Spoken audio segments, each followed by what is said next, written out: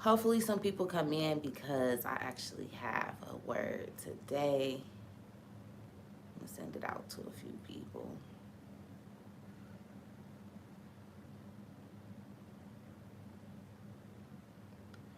I am sending it out.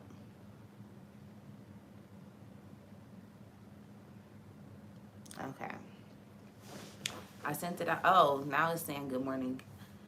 I had to tell y'all to get here.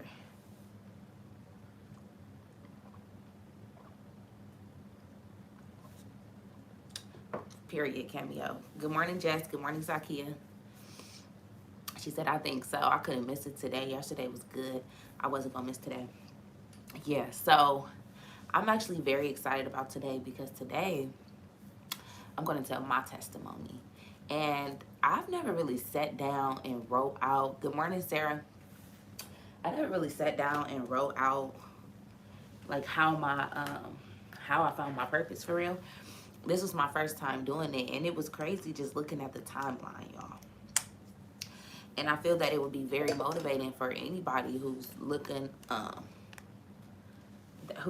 for their purpose, or who like just discovered their purpose, and they might be kind of nervous, or your faith might be getting played with, fear might be trying to sneak in or something.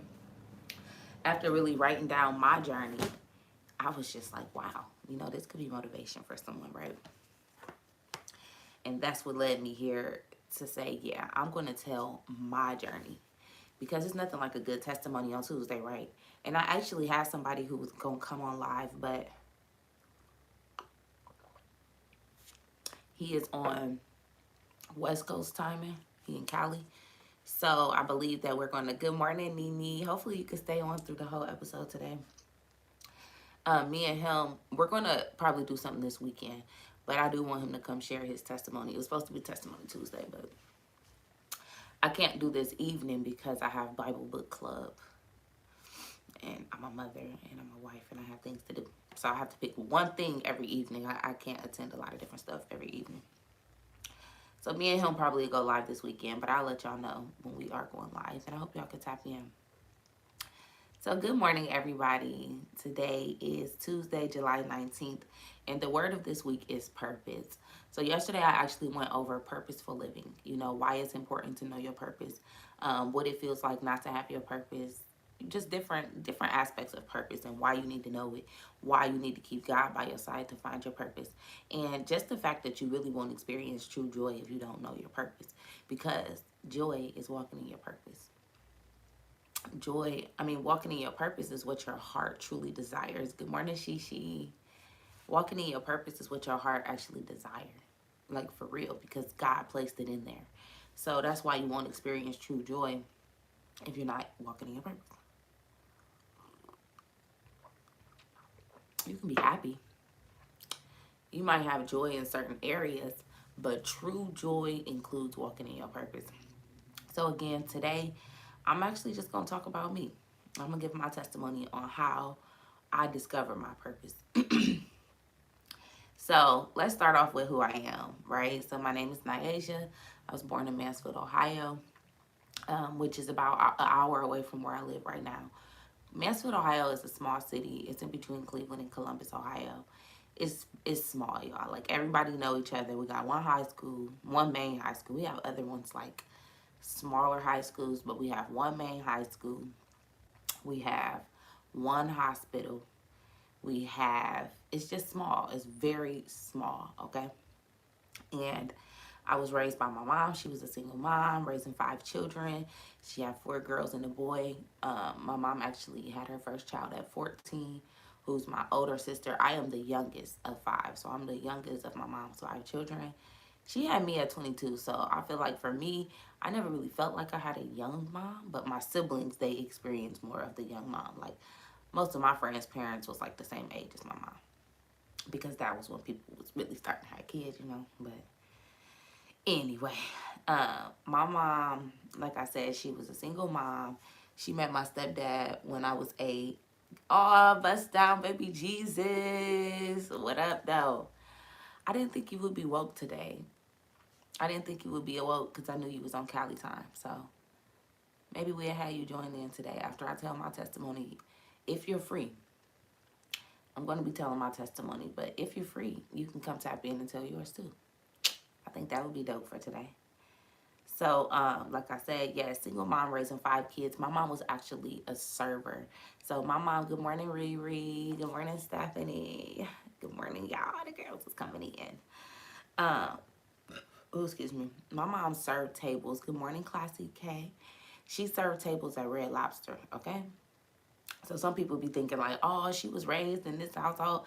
I was raised by a broke mother, okay, that started having children at 14. So after she started having children, she actually moved in with my dad. I believe she was like 16 or 15 or 16. She moved in with my dad. So something that I realized is that my mom never really had a chance to be a child, and she didn't get to go on the journey of finding herself until like right now, because she was just a mother. She was in grind mode. You know, she had to make sure we was all right. She had to provide for us.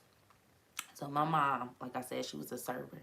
She worked at Red Lobster literally for some years, like from like my middle school until I graduated. She worked at Red Lobster, and then like my junior and senior year is when she started nursing school. So as of right now, my mom is a nurse. You know, she's finishing up her registered nurse. So she's finishing up her RN program right now, or like in the middle of her RN program.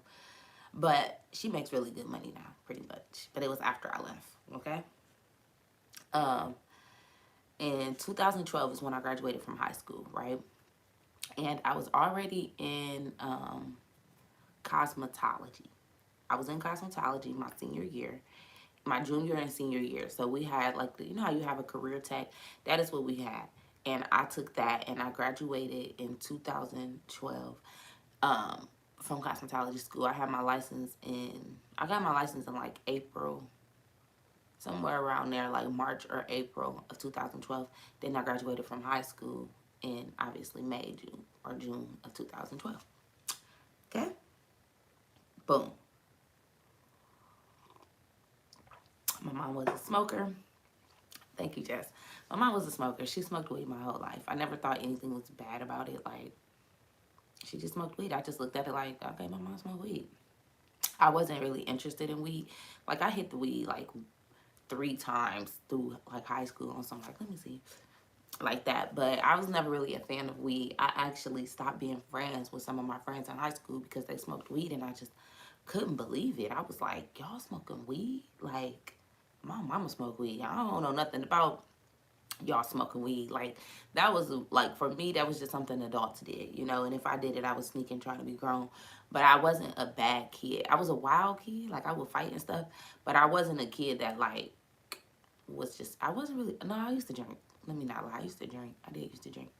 But anyway, I wasn't a smoker, right, until I graduated high school in 2012, and then I went off to college immediately in August. When I went to college, my first night on campus is when I smoked weed. My first night.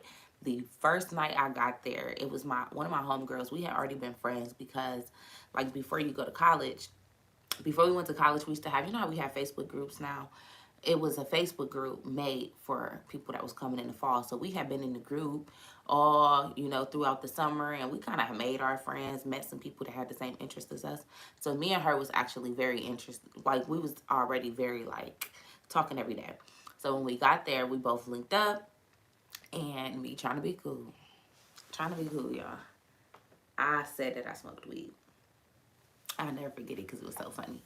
And we met up with these boys, and they was like, y'all want to go match? Like, you know, y'all know what match mean. And I was like, yeah, let's match, you know. We was like, well, I know we know, though, can we buy some weed from y'all? They like, how much y'all want? We like $20. Don't even know what we buying. $20. So we bought some weed, and then we get in the car with them. And I kid y'all not, I'm looking at my friend like, who's finna roll this weed? Because I don't smoke. Trying to be cool, I don't smoke. I definitely can't roll nothing. I'm looking like, who's about to roll this? So I believe she wrote it. If I'm not wrong, either she wrote it or they wrote it, but I know I didn't, y'all. I could not roll nothing. I had never really smoked, like. So boom, we got high. So that was my first time smoking. So just so y'all know, I started smoking August of 2012. Okay, so it's 10 years. It would have been 10 years this upcoming month. Good morning, Butter Baby. All right. Boom. Never stopped. Okay? I never stopped. I started that first night and I never stopped. And when I wrote this, something that stuck out to me is that the enemy snuck in while I was vulnerable. Because if you think about it, I just said I stopped being friends with my high school friends because they were smoking weed. So that showed you that I didn't like weed for real. I was like, y'all smoking weed. But then again, when I got to college, for some reason, it's like this thing in your head that's like, well, now I'm grown. Like, I didn't like the fact they was smoking and they wasn't grown. So then when you get to college, you be like, okay, now I'm grown. So I guess for me, it was like, okay. But either way, I feel like it was a time when I was mentally vulnerable. You know, I want to meet new people. And my mind just simply was on some like, I'm trying to fit in. I want some new friends. And, you know, I'm going to do what the people doing. So the enemy snuck in while I was vulnerable. However, God clearly had a plan, right? Because we have 5-1 blunts today. So I feel like that was the beginning of my journey, for real, was when I got to college and started smoking.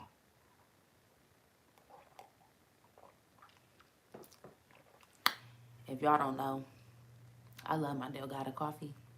And I haven't had none in like a month or two. So I've been banging it the last 2 days. It's so good. And I have this new vanilla bean creamer. I'm never getting anything else. It's so good. But anyway, all right. So boom. I like to say, like I said, I feel like the enemy kind of snuck in while I was vulnerable. But God had a plan the whole time. Good morning, goats. God had a plan the whole time. However, my college experience was great. I finished my college experience in 4 years. You know, we didn't affect my college life. It literally didn't affect anything.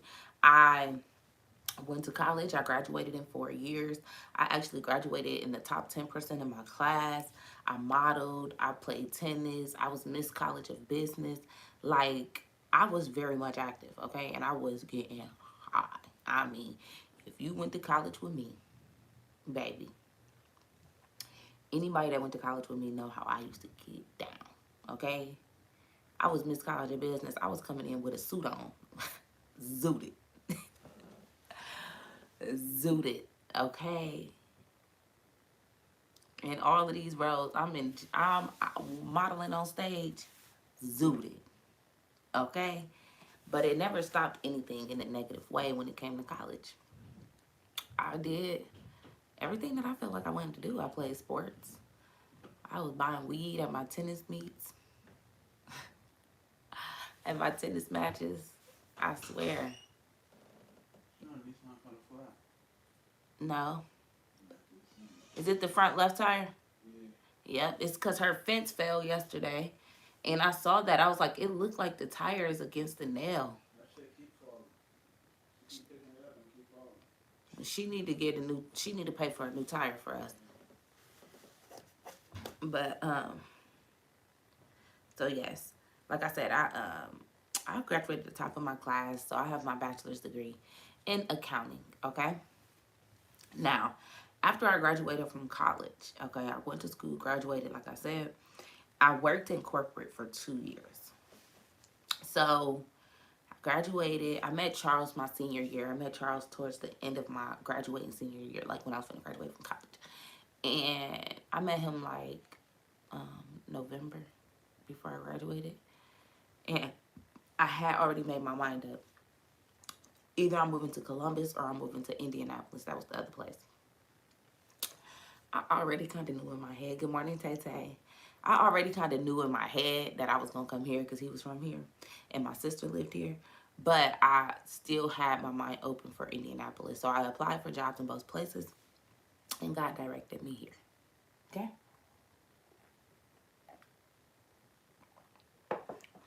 The other job, I got the offer, but they was paying trash.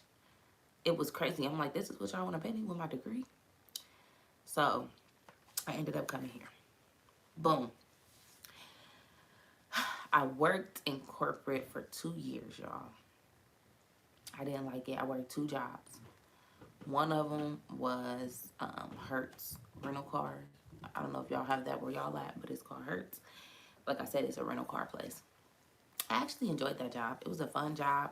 I did a bunch of like driving different cars, and it was customer service. So I was talking to people too, and I was able to like use my brain, but still use my customer service side. So if I'm being honest, I actually liked Hertz, but I don't remember why I quit that job or got fired. I don't remember what happened. I do remember something like they moved me to a new office and something to where I couldn't come in. And I didn't like the way that the boss was talking to me. I remember that. I remember not liking the way somebody was speaking to me and snapping like, no, y'all got me messed up. I remember that. That I do remember, okay? Something happened with me and a new manager or something, I don't know. Then I worked at Verizon Wireless. That was my second job, was Verizon Wireless. And I actually worked there for 2 years. So Hertz was very short-lived. It was a good job, though. I made good money there. I made really good money. And I didn't have any kids. It was just me. I worked there from May until like July. So I was only there like 2 months. And then, no, I worked there from April because I was working there before I graduated. So I was working there from April until like July. And then I started at, or June for real. And then I didn't have a job, y'all. I went to so many job interviews. Oh my God, this was crazy. I went to so many job interviews. Mind y'all, I had a bachelor's degree and I was Miss College of Business. So with me being Miss College of Business, I used to teach people how to do interviews. Like I used to do mock interviews, teaching my students how to, how they should be in the interview. So I knew that I was a beast at interviews. So it was blowing my mind, y'all. I went to so many interviews and then my car broke down. So not only was I going to all of these interviews, but I was also catching Ubers. I mean, Charles took me to some, but this was before we was like this was, we had just met in November and we talking May. Like we was good, but we was, you know? So anyways, he was taking me to some, but my pride was not gonna let me. My pride was not gonna let me call this nigga every time I had an interview. We had our own houses and everything at that time. So, anyways, I finally got a job in August. I started August 28th, so I went 2 months without a job, without a car. It took longer than that. I didn't get a car until March. So I went from June, July, all the way to March, putting thousands of dollars, because I had this truck. I loved my truck, and I really just wanted to get my truck fixed. Like, I wanted my truck to be fixed. And everything I did, it just wasn't working. I put thousands of dollars into it, and the guy just kept playing with me. It was like, it's fixed, it's not fixed, it's this, it's not that. Like, it was just, anyway, I ended up selling my truck. Good morning, Pure Blue. I ended up selling my truck and finally getting a car with a payment. That was my first time getting a car note. It was that March. Okay, boom. I worked at Verizon for 2 years.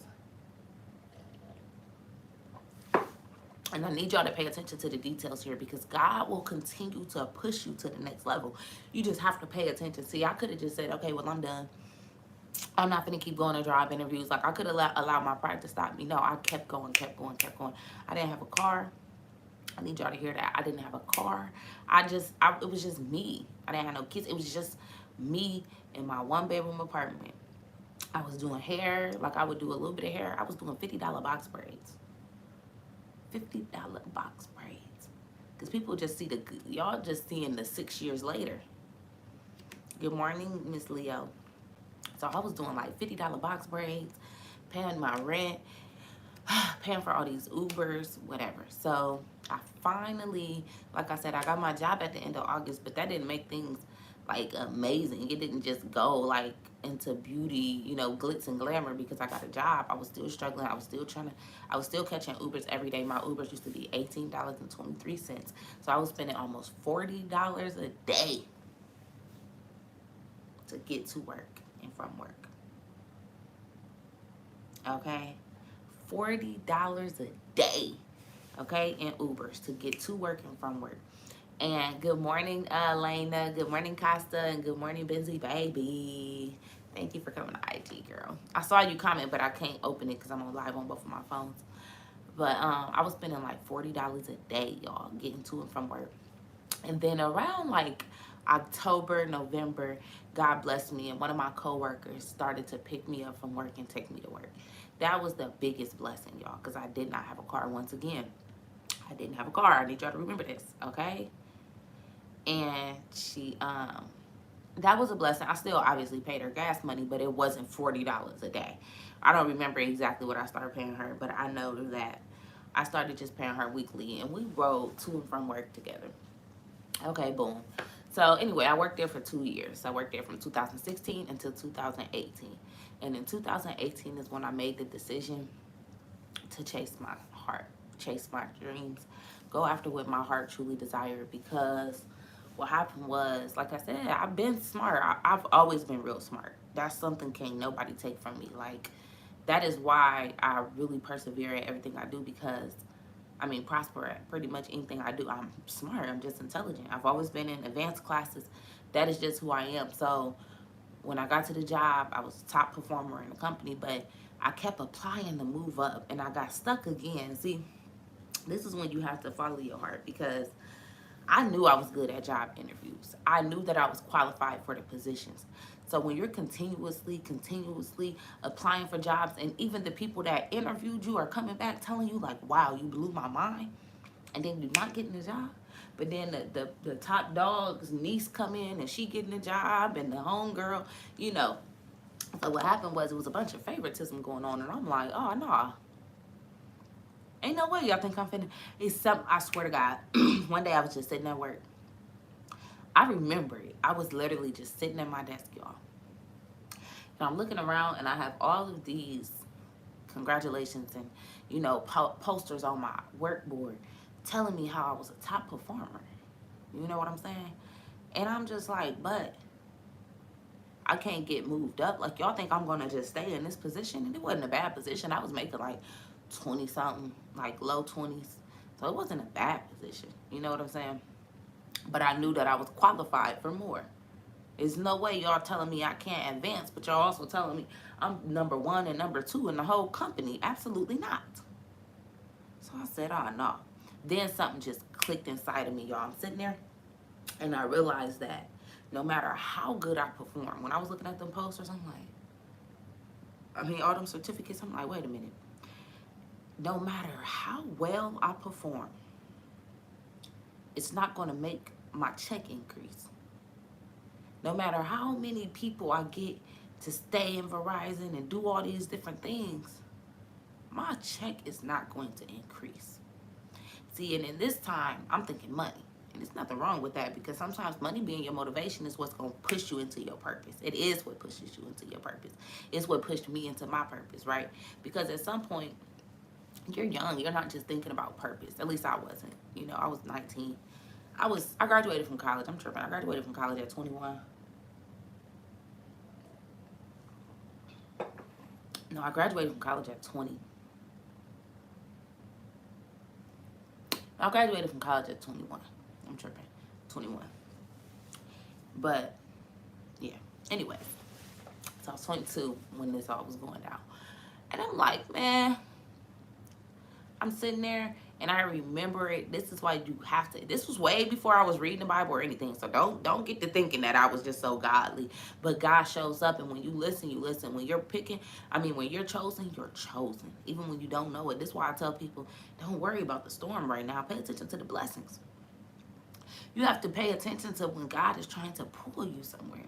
So for me, what I was doing was I was doing hair on the weekends. So I was working my 9 to 5, and then on the weekends I was, oh yeah, come on, come get these box braids, come get this. And I started to realize this joy that I had while I was doing hair. I started to realize how much happier I was. Even though I would be tired, I was just happier when I was doing hair. So I'm like, something ain't right. My man, and this is why I just love him so much, y'all. My man, he was like, why don't you sell hair? I was like, oh, nah. I ain't selling no hair. I said, I don't want to be a business owner. I was so serious, too, talking to him. I'm like, man, I'm not about to be no business owner. I was like, I'm cool with doing hair, but I ain't about to start selling hair and have to make up logos and all of this stuff. Now get this. Verizon was paying for my master's degree. So at this point, I was actually in my master's. I left that part out. And in my master's degree, I was going back for business, something in business. The class that I took, so I stopped my schooling and like I went for that for that fall semester. I went from August until December, and then I stopped because that was when I started building my business. So listen to this. Listen to this. The class that I took that spring was marketing. I had to create a logo. I had to create a mission statement. I had to create a tagline.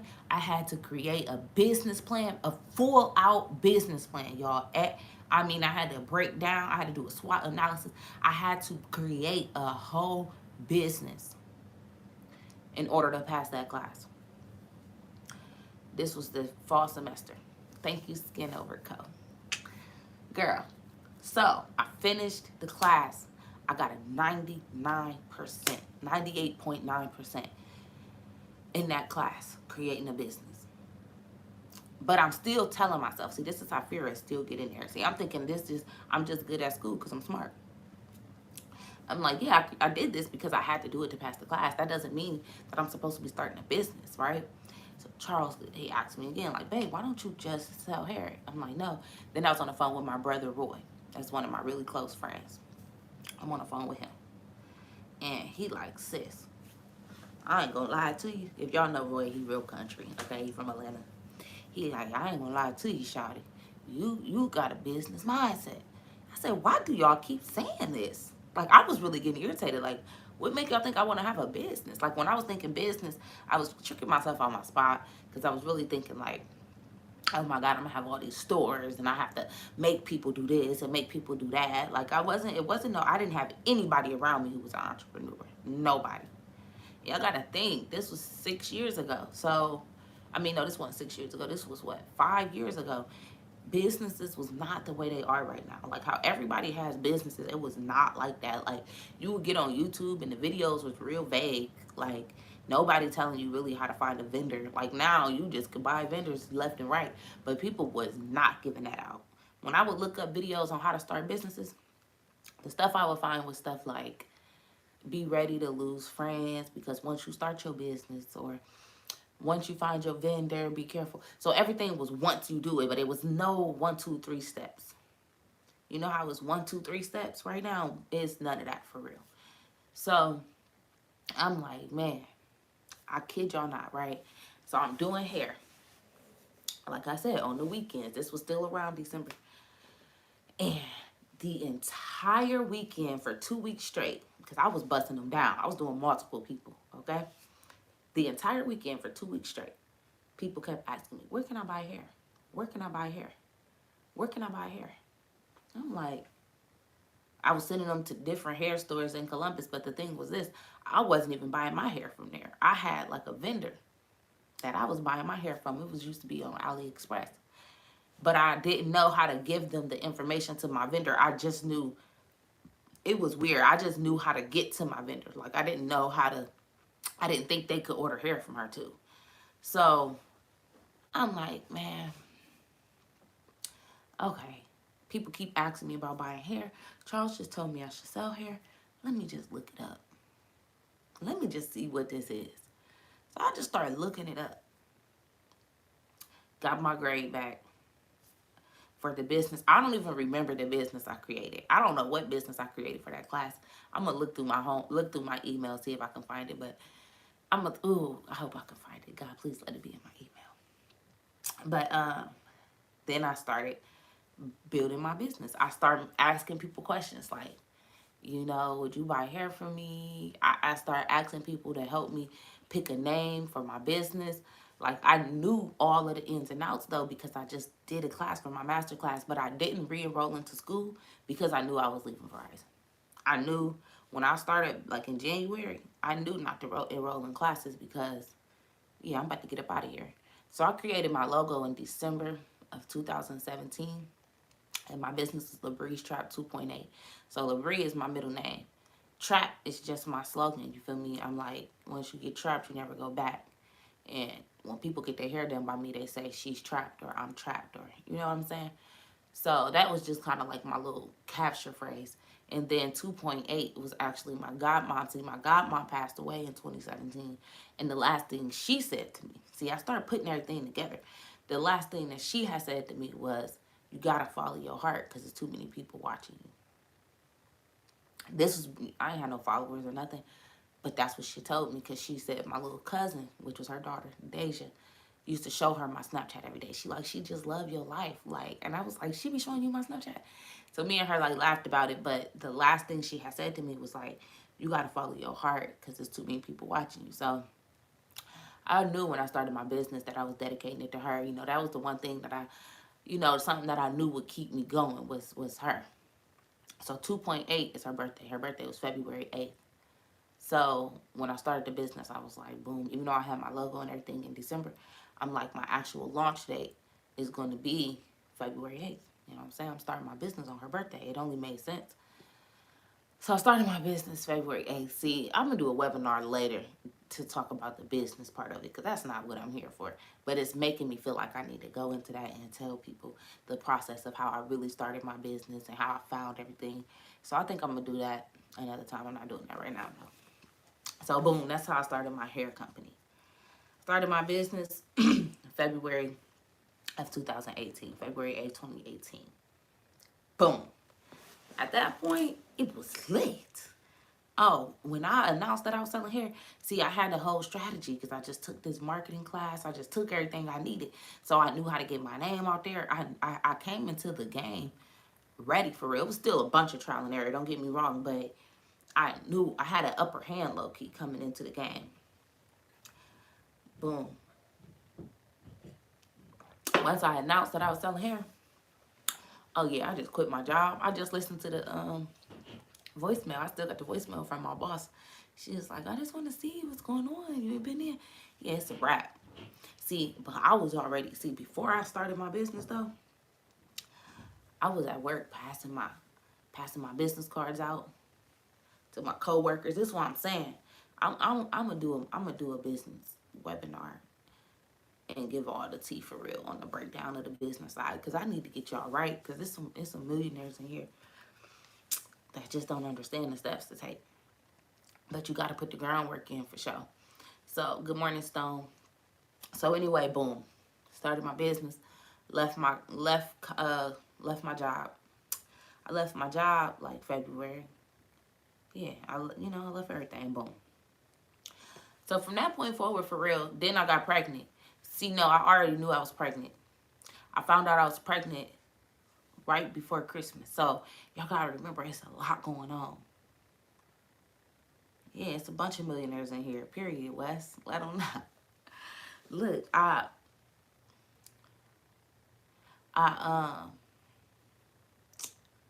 just texted me. What was I saying? It was a lot going on. I found out I was pregnant like December. So right before I started my business. So all of this is like, it's like God was telling me, okay, yeah, what you gonna do? You got a son on the way. They not letting you move up in this company. You know you feel good doing hair. You know what I'm saying? So I'm like, I'm paying attention to all the signs. And then, of course, when you pregnant, you got crazy emotions. So it was nothing for me to quit that job. I'm like, man, I'm up out of here. Okay? So I'm like, boom. Had my son. I had C3. And okay, so I was living in my one-bedroom apartment. Me and Charles moved in together. By the time I started my business, and me and Charles was solid. And when I first got the job there, that's when we was kind of rocky. That was our first year meeting. After that, though, me and Charles was locked in. You know, he had moved in with me. We was lit. We was taking trips. We was tired at that point. We wasn't doing things we was supposed to, though. We was doing some fraud. We can go talk about all of that.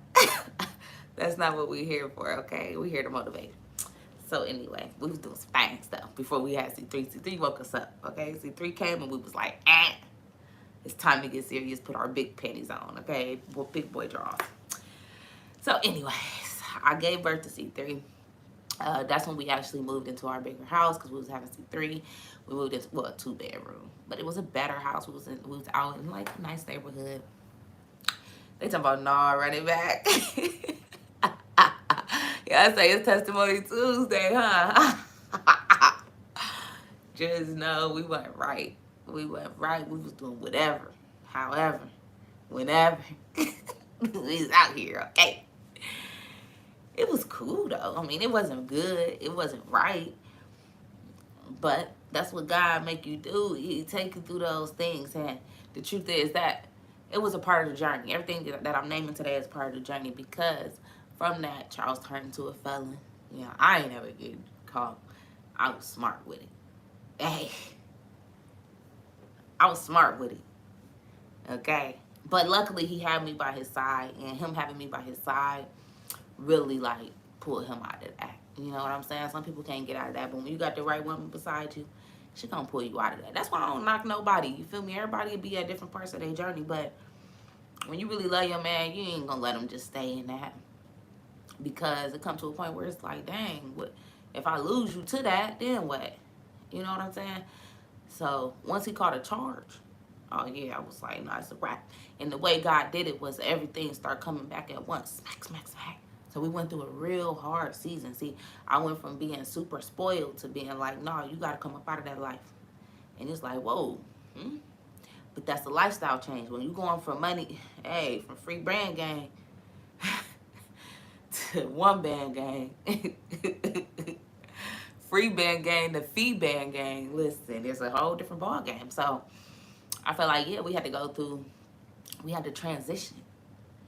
So we went from money being nothing to like, no, we really got to work for our money. But now you a felon, so now you got to take these little jobs. Like, it was a big change for both of us. You know what I'm saying? It was a huge change, but it was so worth it. I mean, so worth it. Like, so worth it. Because the man my man is today, yeah, I wouldn't change that for the world at all. Because he's a provider. He's a hardworking man. His head on so straight. You know what I'm saying? He just a good dude. He always been a good dude though. Like, even when he was doing that, he was still a good dude. He just had to get it how he lived. His mama did drugs her whole life, and that's what he knew. For real. When you don't know, like, when you don't know nothing else, and you finally get your fingers wet, you know, that's why niggas end up being dope boys and stuff, because that's their first time seeing money like that. People don't want to talk about it, but that's the truth. And that's why I was like, hey, yeah, buy me this, buy me that. Let's go on the shopping spree. I ain't never had a nigga able to do that. But reality kicks in, and most of us reality kick in, and we don't let it kick in. We just keep on going, and that's where we mess up at. So I feel like, you know, I don't have no regrets. God, this was all a part of the process. The entire journey was a part of the process. Like, us doing all that scamming, and we know we wasn't supposed to be doing it, but God allowed us to experience it so that we can see that, yes, you can live that life, and you can live it legally, and you can live it without, like, we had police, man, I remember police used to be watching our house. Like, yeah, I done been through all of that. Detectives literally just sitting outside. This was before I had Champ. I mean, before I had C3. See, we wasn't doing none of this once we had kids. You got to have something that wake you up. And some people just don't have nothing to wake them up. But for me, once I got pregnant, and like, oh yeah, I wasn't playing like that, because what I'm not going to be is a single mom. So, yeah, you got to get it right. It was time to get right. But yeah, we experienced all that. Like, I remember being nervous to leave the house. Like, couldn't really leave until it was dark out. Trucks just sitting outside, bro. But the thing was, now that I know what I know, like, I would have walked right out my house because they ain't had nothing. They was just trying to get him to tell him himself, but we wasn't going for that. What? They came to my door. I'm like, I don't know what you're talking about. Just tell him we want to talk to him. Listen, do you got a warrant? I don't know what you're talking about. But I was still real scared and moving real different, like, because I didn't know as much as I know now. You feel me? That was 5 years ago.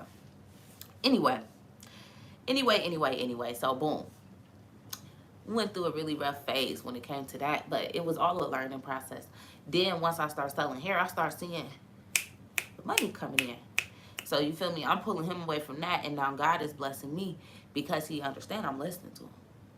I start selling hair. Oh, the money was coming. I mean, the money was. Whew. And I ain't had no kids yet. I was just pregnant. See, I still wasn't. I was still just. You feel me? My whole first year, I was pregnant basically. And for real, when you first have a baby, like people, you're not spending a bunch of money on a baby. You get to spending money once your kids grow up. I always felt this way. Even when you buying diapers, like babies are just not that expensive. They're really not. Well, I guess for me, it just wasn't. I don't know. It wasn't like the way now having two kids and realizing like, yeah, I gotta buy stuff for this, so this is a little bit different than when C3 was a baby, man. He wasn't that much of an expense. So even then, after I had him, it was still, I was breastfeeding. So like, I didn't have that much. And then Charles was buying stuff. So, boom. Anyway, money was good, okay? Money was great. And fast forward, um, you ain't show me. Don't put me in that. She said, I scammed a little bit to start my business. I showed you. You ain't showed me nothing about no scamming. Don't try to pull me into that stone. You ain't showed me nothing. But anyway, y'all. She trying to pull me into that. You ain't showed me that. You got to show your accountability partner. Did you show me? I don't remember. Okay. Anyway, y'all. So boom, I had my business. Business was going good. I had C3. Business was smooth. Then I got pregnant with Champ. So this is when it got good. So I got pregnant with Champ. In December. I always got pregnant around the same time of the year. That's why my kids is August 19th, October 19th. So I got pregnant with Champ, and I was working in the shop when I first found out I was pregnant. I was in the shop, and then I left the shop because I just was like, I had to, like how I had this set up down here, I had this in my old house. So I'm like, man, I don't need to be paying booth rent. I don't need to be paying booth rent. I'm like, man, I'm paying $400. I was paying $4 something a month. I'm like, I can keep this in my house. You know what I'm saying? So I left the shop and started working at home. When I started working at home, January of 2020. Okay? This is the timeline. I gotta make sure I keep the notes for this part. So January of 2020 is when I started working at home in my home salon. She said, not the Bible book club of scammers. Be quiet, Stephanie.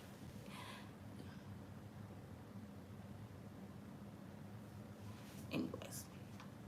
Okay. In March, right? So boom. January, I started working from home. I'm pregnant. I'm ready to go all in, save my money. Woo, woo, woo. March, my house flood. Right? My basement flood. Come downstairs. Let me show y'all the video.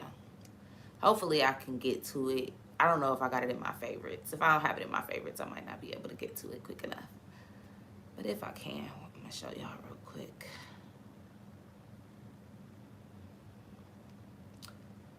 Okay, so it was back here. 2020. Hopefully I saved it, y'all. Okay. So this was my basement right here. It didn't even play. Is it showing?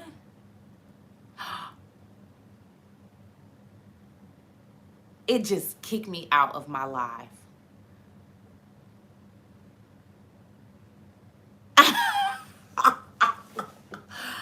No way.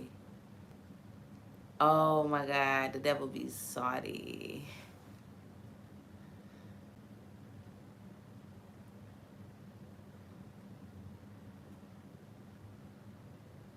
Wow. Dang. That's lame.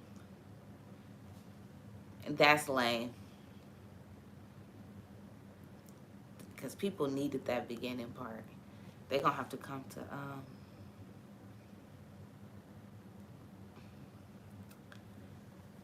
They gonna have to come to YouTube. Oh, I can't believe it just did that. At least it's on YouTube. That's why I go live on 2 platforms. Y'all, it kicked me out and deleted the live. The enemy. He be sick when I'm trying to show y'all what God did for me.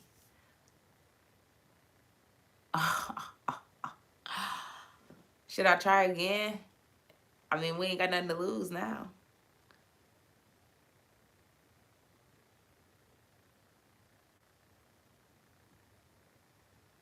No, I've showed videos on here before, I thought. That's lame. That's lame, y'all. Okay, let me see something. I might be able to do it from here then. That's lame. Okay, this was my old house. So maybe I can show y'all a picture of it. Hold on. That just played me.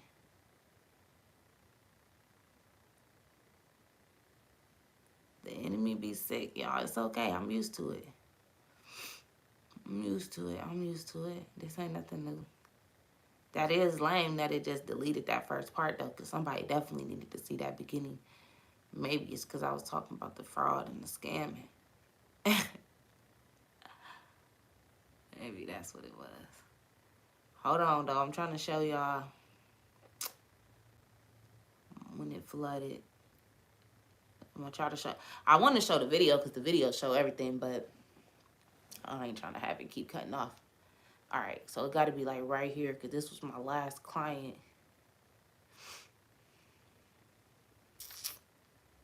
This was my last client.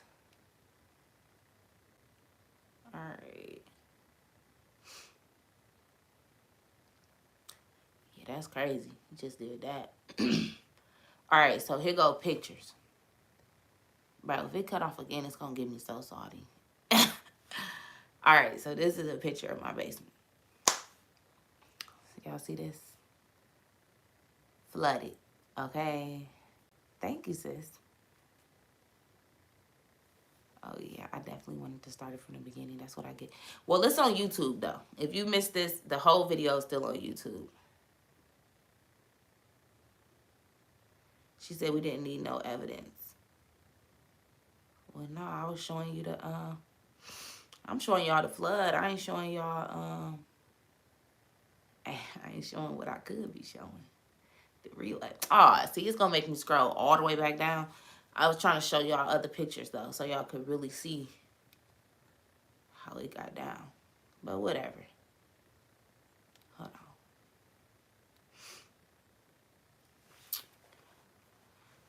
I got another picture to show y'all. Because I want y'all to really see the journey, okay? So, boom. This, so it flooded. Flooded. All right, boom. Let me see something. Is this 2 different ones? Pink. No, see. All right, that ain't even it.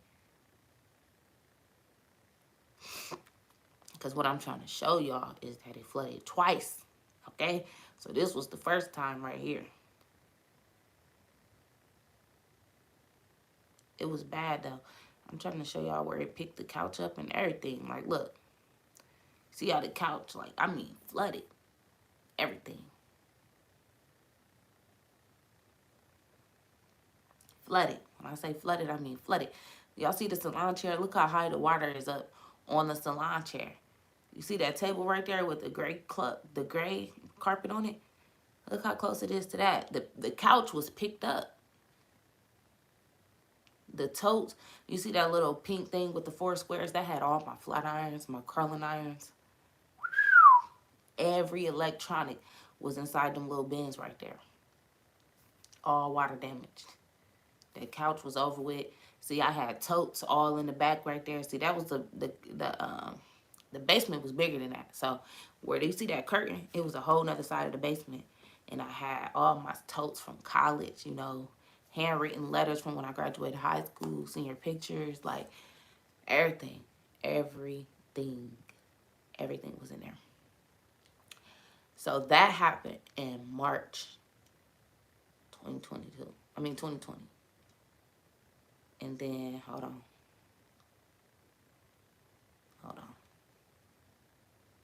Okay, hold on. Let me go back up. So that was March 2020. I keep saying 2022. That was March of 2020. And y'all see it flooded. I lost everything. So I'm like, I can't do hair anymore. Can't take clients with my house like this. So I switched. And then, okay, so March, that happened on March like 11. Boom, March 13th, they shut the whole world down for the pandemic. They shut the whole world down for the pandemic. So I'm like, oh, bet. I didn't feel as bad because, okay, they shutting the whole world down. I'm not the only one that take clients. But I had already decided anyway. Once that happened, I was like, okay, I'm going to just switch to just doing wigs, right? So this is a picture of, me and Charles had to get the water out. This is a picture of, look at my man, y'all. So this is when I was doing wigs. This is when I switched and was like, I'm only doing wigs. And if y'all look, everything was gone. Everything was gone. All the couch and everything gone. All I had was my wall that had trapped on it. My sewing machine was upstairs. I had bought a new ring light. I'm like, I'm not investing a bunch of money. I'm going to just get a ring light and I'm going to push these wigs out. I still have my mannequin head. I'm going to push these wigs out. My bundles was hanging up on the wall, so my bundles never got damaged. So this is us. This was me in the basement. See, so y'all see that other room over there? That had like our storage and stuff. And then we had another room, it was another door right there that had a washing machine, dryer. All of that was damaged. So, boom. This is all 2020. So that was us. And then I'm about to be done showing pictures. But nothing brings it to reality like a picture. When you really see it, it's like, dang, it was going down, okay? I like to show proof. So, boom. Then, okay, let me go back some more. This is dope for me to see the pictures, too, because I be forgetting my process, okay? All right, so, what was this? This was at my new house. All right, so, boom. I started doing wigs again. Like I said, I was only doing wigs, though. I switched and said I'm only making wigs. I can't install them. All I can do is make glueless wigs, and I can make videos to show y'all how to put the wigs on. But that's all I can do. That's it. And that's what I did. And then I woke up. Let me see if I got any pictures. I might not have pictures.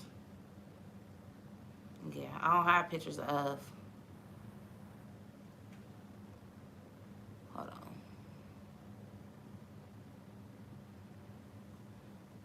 Let me see if I have pictures of when it flooded the second time. I can't because it flooded and then I moved. Oh, wait, yeah. It's probably right here. All right, so boom. Woke up.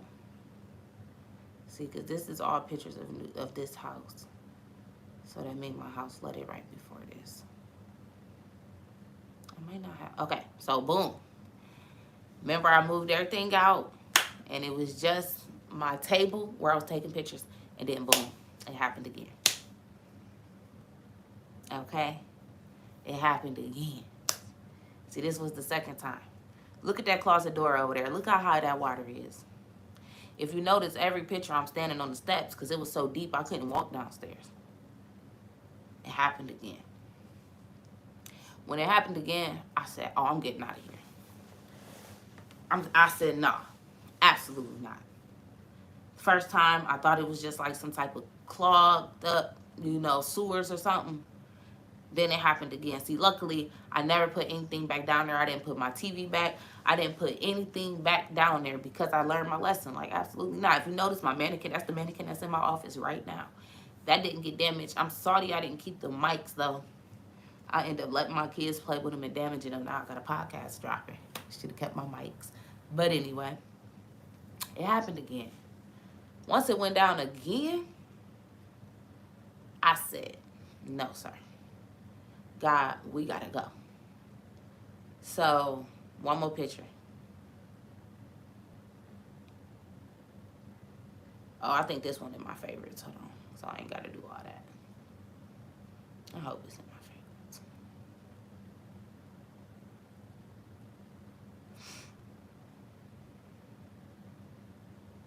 Come on, man.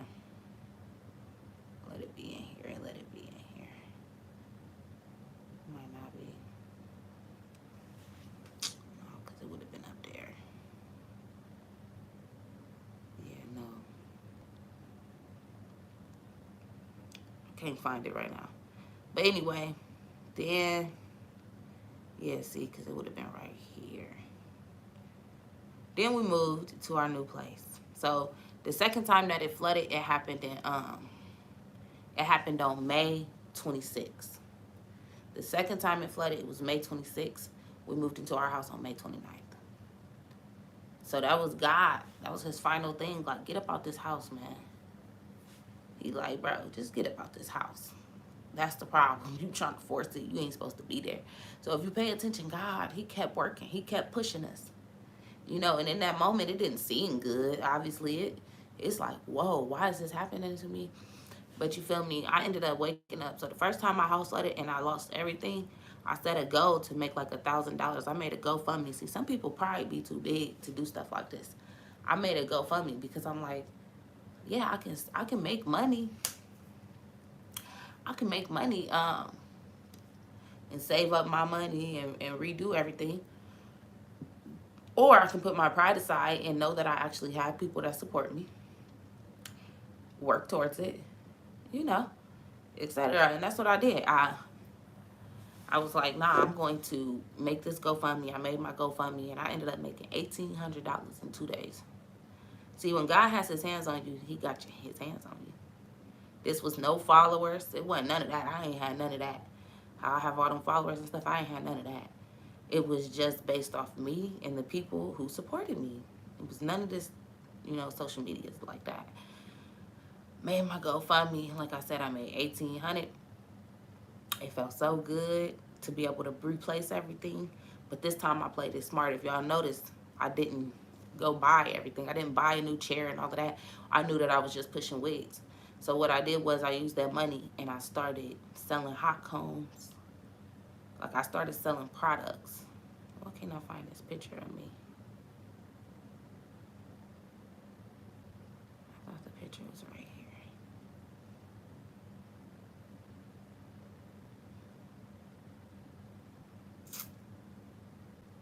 Picture should have been right here.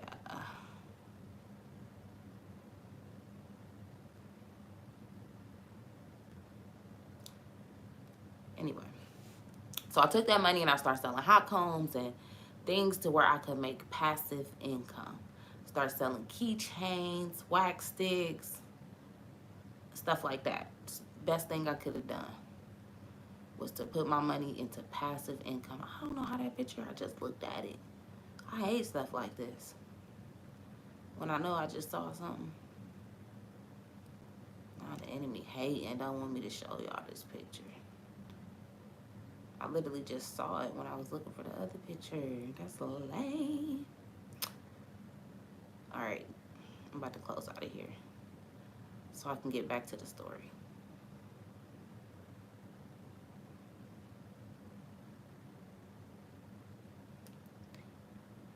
Oh, so this was me when I moved into my new place.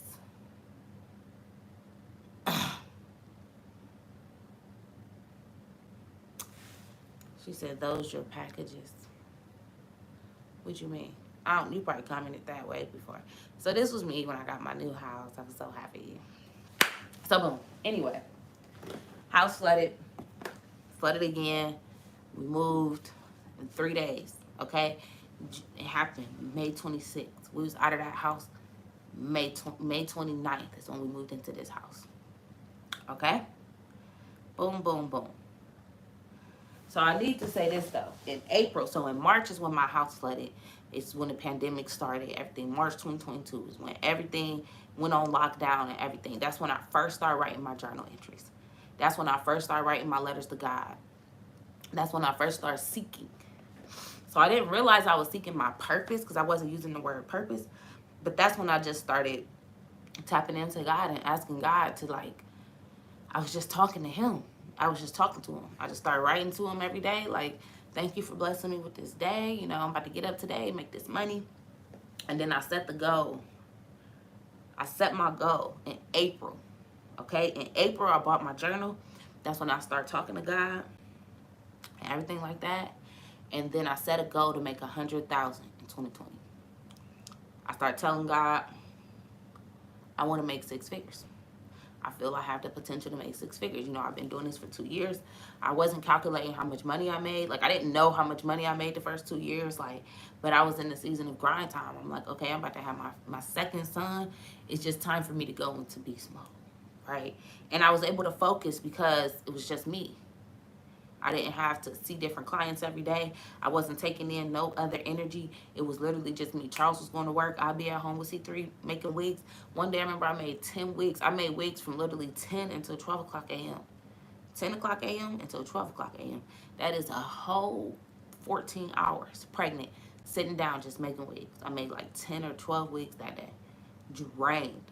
But I was focused. I had to go. I was so focused to make that 100,000. So boom, like I said, we moved in June. So March, my house flooded. April, I brought my journal and started talking to God. Right, that's when I started seeking God. April, I set my goal. June is when we moved into our new place. Right, June is when I moved into my new place. We moved in here. I started taking clients like a little bit. You know, I was like doing installs for people who was real loyal clients. I didn't open my books to the public, but I had people that was just like, I need you back, you know? And I had my new office space. I was excited. Come on, come get your hair done. Started back doing hair, and then boom, in November of 2020 is when I went viral. Right? I went viral. That's when I was joking around and just did a voiceover. I was joking around. I was making food videos and they was reaching like hundreds of thousands of people. And I'm like, it was just music on them. Like, I was just cooking and putting music on it, just joking. And it started going viral. And I'm like, well, dang. And one of my friends at the time, she was like, you should do voiceovers. And I was like, saying what? Like, I didn't know what a voiceover, what to talk about. And she sent me this video of this girl who was doing voiceovers on, she was doing voiceovers like being mad at her husband. Like, oh, my husband just made me mad, but I'm still cooking dinner. But she was being aggressive or something. I'm like, that ain't me. As soon as I heard it, I'm like, that ain't me. I'm like, but I can do something about my man. You know what I'm saying? But I still at that moment didn't know what I was going to say. So I remember coming down in my basement and just doing a voiceover. I just was like, I'm going to just talk. And I just did it. The first one I recorded, okay? The first one that I recorded went viral. I didn't like erase it and re-record. I just recorded it. And I just posted and was like, hey, whatever happens, happens. And I got like, that one reached almost 1 million people. It started going crazy. So I've always had that consistent piece in me. So once that went viral, I went back and all the ones that went viral, all of the videos that I already recorded, but I just put music on them. I did a whole bunch of voiceovers. So I was able to just post and post and post and post. I was dropping. I remember I dropped like 5 of them the first day. So here I am. I have 5 different posts going to almost 1 million people. That's how my platform just sprouted. It went crazy. I was doing, basically talking about sex, talking about my man and sex as I was cooking. Went crazy. Went viral. Got 50K. I gained like 50K followers in 30 days. Like, it was crazy, right? Boom. That was in November. November is when I started going viral. December is when I retired from doing hair. Okay? December. So we're still in 2020. All of this happened in 2020. This is why y'all got to understand. Like, it don't take that long to get right. This all happened in 2020. Okay? So November, I went viral. December 2020, I retired from doing hair. I said, all right, y'all, I'm stepping from behind the chair. I made my 100K. I reached 100K. It felt crazy. I'm like, dang. Because I was calculating it. Like, if y'all go back on my page, oh, I was posting. I'm at 90. I'm at 92. I was posting every day. Like, and that's the thing. When you really want it, God gonna give it to you. That's not a question, bro. When you really want it, you gonna get it. It's just about if that's really what you want or is it what your flesh wants. So, boom. Retired from doing hair in 2020. So me retiring from doing hair opened my schedule up. Now I'm like, oh, I'm an influencer. Hey, at that point I had like 59K or something like that. So I went from 2,000. I remember I went from 2,000 to 56,000 in like a month and a half. I'm like, bro, what? Content going crazy, right? So then I stepped into, okay, I'm just an influencer. You know what I'm saying? I ain't got to do all that hair stuff. I was still making wigs, but I'm like, I'm an influencer now. So I start promoting everybody products. And that's when I fell into TLC, right? I not fell into, but that's where I found TLC. And I'm like, ooh, a way to make some money. I know I got followers. I know they going to buy in. Let's get it cracking. I always was into like weight loss though. Like that's something that I've just always kind of had like that's just something I always done. I've always like worked out. Literally even in college, like I was still working out. Like, so it made sense, right? However, in my heart, I listen to God. I joined TLC, and with TLC, it's a multi-level marketing, right? So it's like, you know, the people under you, you make money by people being under you, but it's crazy because something in me just didn't feel right about that. I didn't want to just sign people up and it's just like, all right, you join me and we're here to make some money. And because when I think of team, it's like, okay, I'm that coach, all right? So I immediately I'm a marketing person. Y'all have to remember that. If y'all pay attention to any of my platforms, I market. The colors is going to be consistent. I'm a marketing queen. Good morning, Angel. When it comes to marketing, I'm fire with marketing. So as soon as I started a team, as soon as I knew I had a team, I said, oh, I got to come up with a name. I got to come up with a logo. I have to put some colors on it, right? Now, let me not leave this out. I switched to a business coach. When I retired from doing hair, I switched to being a business coach. I didn't just retire and go into influence, and I forgot about that. I was a business coach, so that's when I started helping people grow their business. So once my business hit 6 figures, people like, teach me, teach me. Cool, bet. I already wanted to retire from doing hair. Stop doing hair, boom. Start helping other people grow their businesses. That's what it was. So I was already ready to coach. That's when I stepped into ready to coach. I switched my name over and everything. I had my first women empowerment event, Trap and Chat. I had that, and I also had that in 2020. Okay, so 2020 was the year that God was showing me who I was. I had my first Trap and Chat, January of 2020, and then we ran it back last year, October of 2021. So I just wanted to throw that in there. Boom, started 360 Wealth.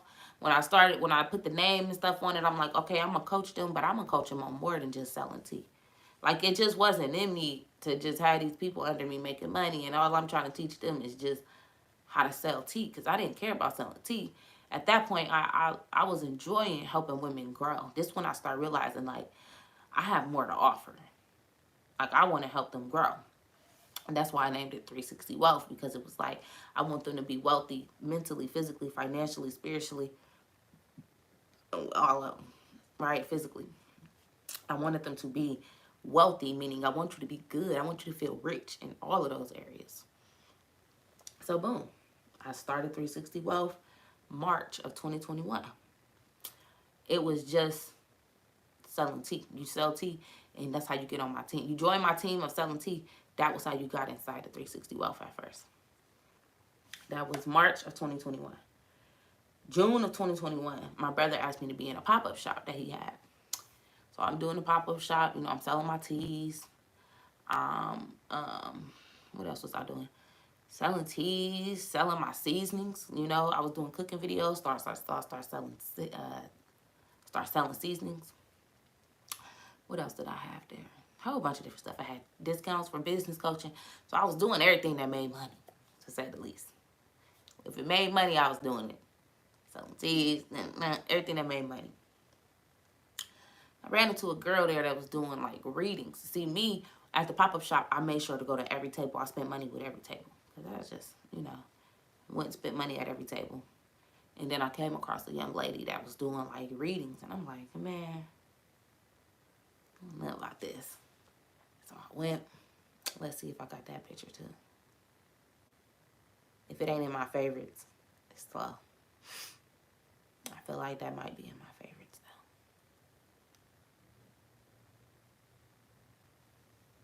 Should have been like right here. Oh yeah, probably not. Because it would have been... Yeah, it should have been like right here. But whatever. So I went and I got a reading done. Just supporting everybody at the pop-up shop. Just being me. Supported her. And in the reading, she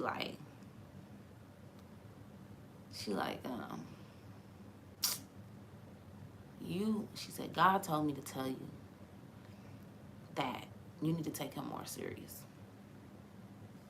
I'm like, what? She like, because in my mind, I'm like, what? I write my letters to God every morning. You feel me? I'm talking to God. She like, he said, like, you pray to him, but you praying with the mindset that you know he gonna do it. And I'm thinking, like, ain't that what you're supposed to do? She like, but you don't have a relationship with him. I'm just listening. She like, you don't have a relationship with him. He wants a relationship with you. And she said, don't get me wrong. You are godly. She said, you talk to God. You know what I'm saying? She like, you pray, but he needed a deeper connection to you. I'm just like, okay. Thank you. I told her thank you. I went on back to my table, kept selling stuff. Got home. So that was June of 2021. Okay? June of 2021. I bought my first Bible in July of 2021. So literally within, like, I went home and I'm thinking, what am I doing? What am I not doing? That's what I started asking myself, because I was meditating. I wasn't praying right after my meditation, but like, I felt like I was alright. I wasn't though.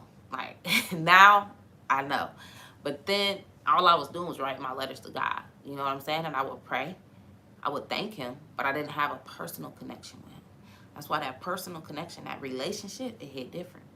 So I bought my first Bible in July of 2021.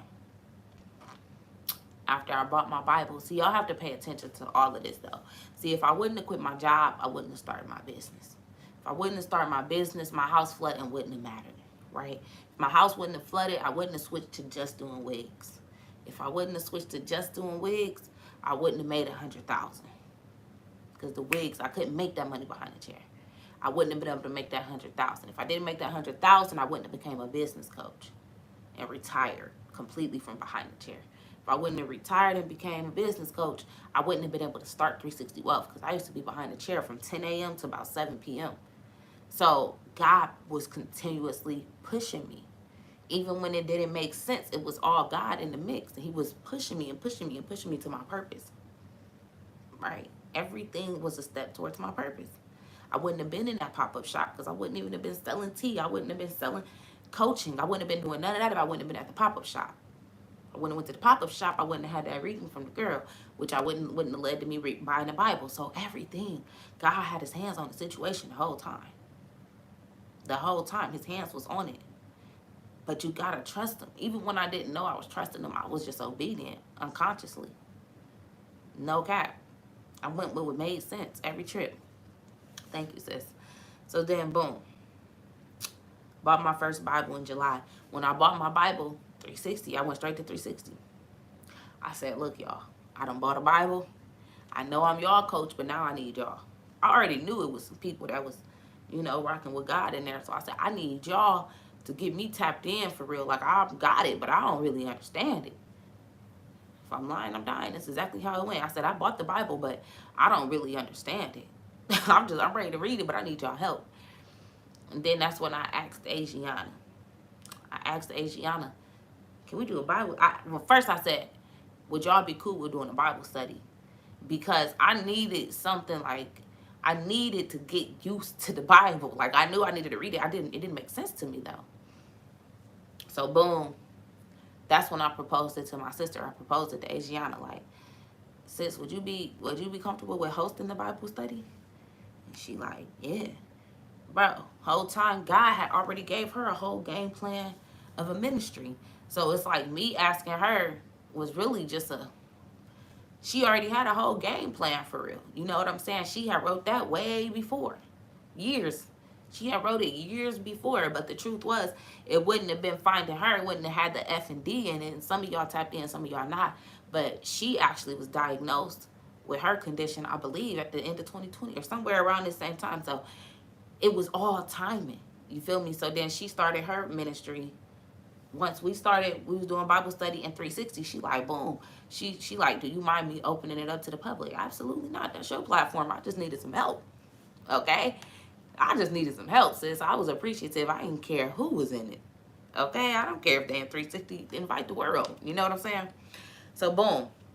You see, and God, this is how God, he use people. You gotta let people. See, she could have been stubborn, like, nah, sis, I'm gonna figure it. I'm gonna do it when I feel like it. I already got a game plan.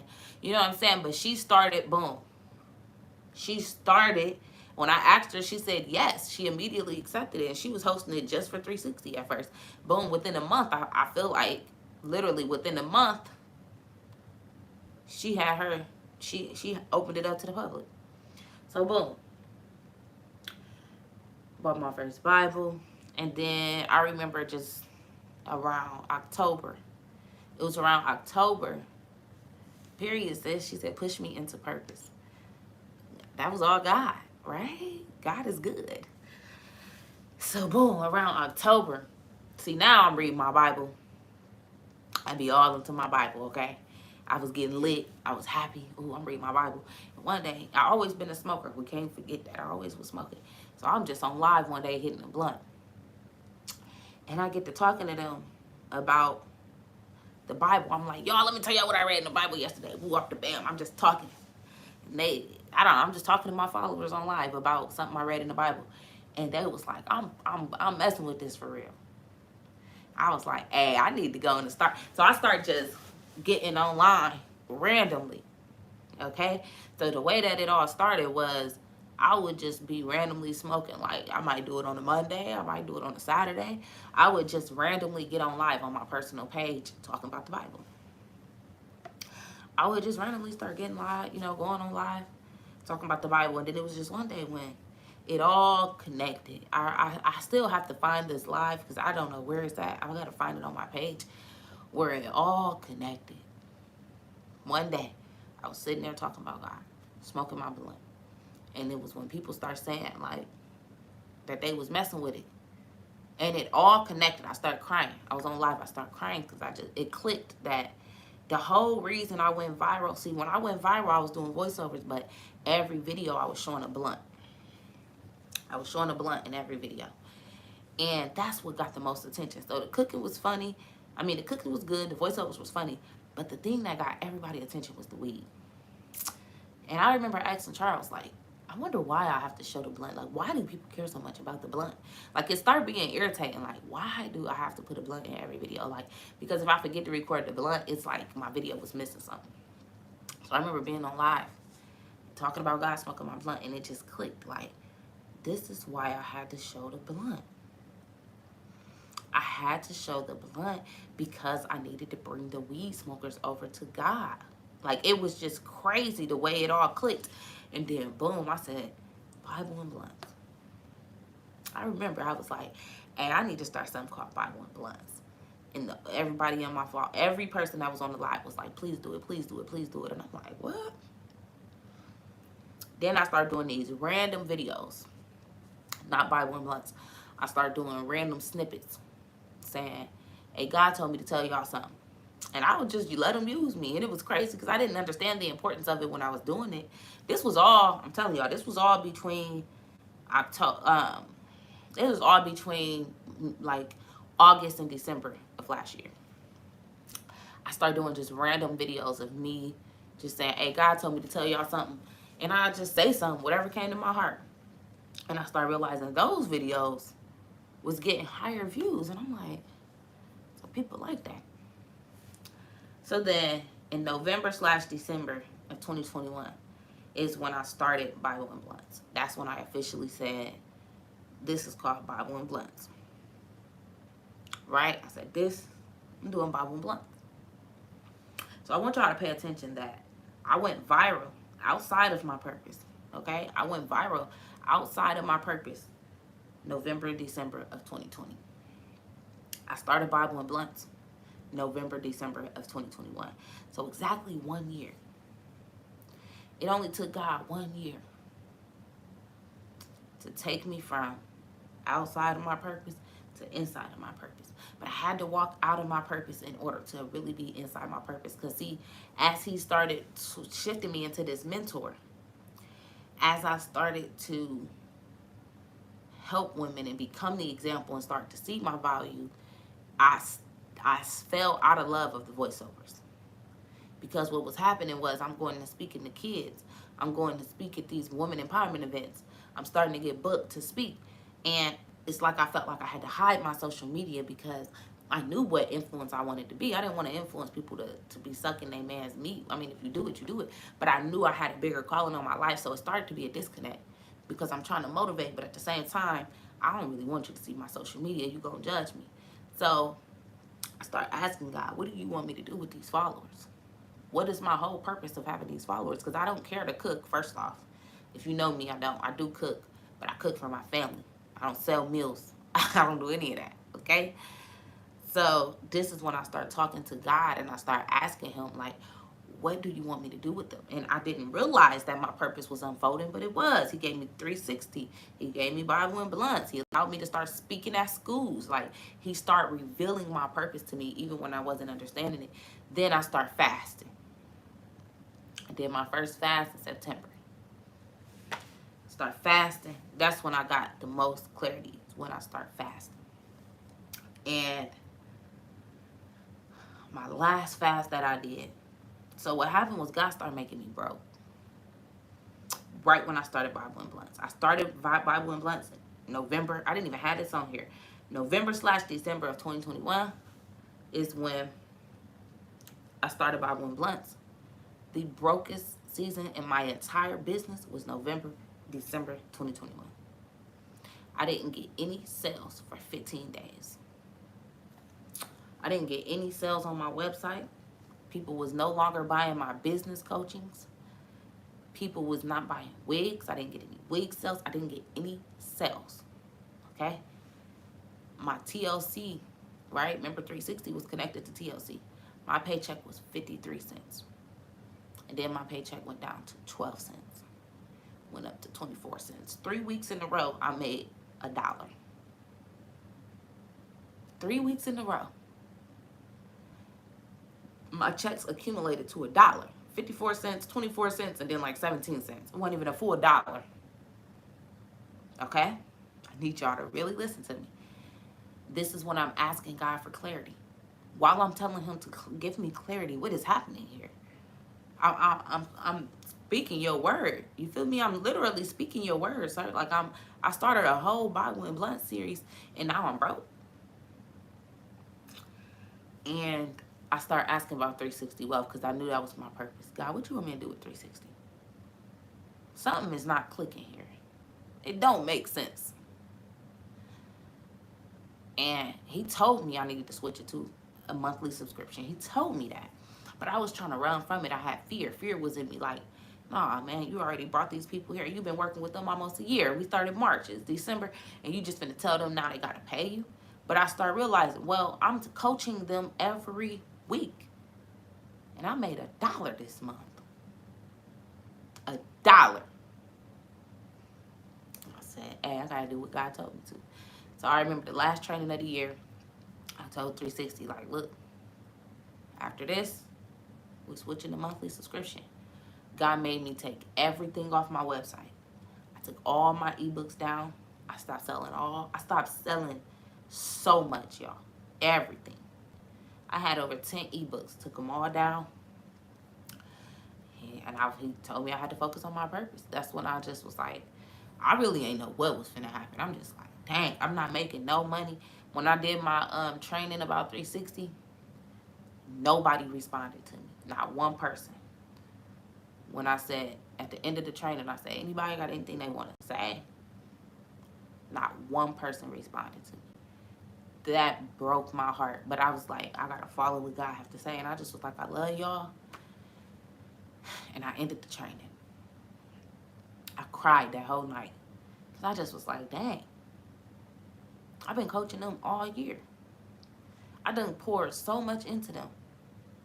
And nobody saying thank you. Nobody said, I get it, coach. Nobody said a thing to me, y'all. Not one person. I remember it like yesterday. The call was silent. I just was like, I got to give it to God. So I cried. Next day, I woke up. 3 people had joined 360 under a subscription. Day after that, another person joined. Day after that, another person joined. So even though they didn't say anything, people did transition over. Okay?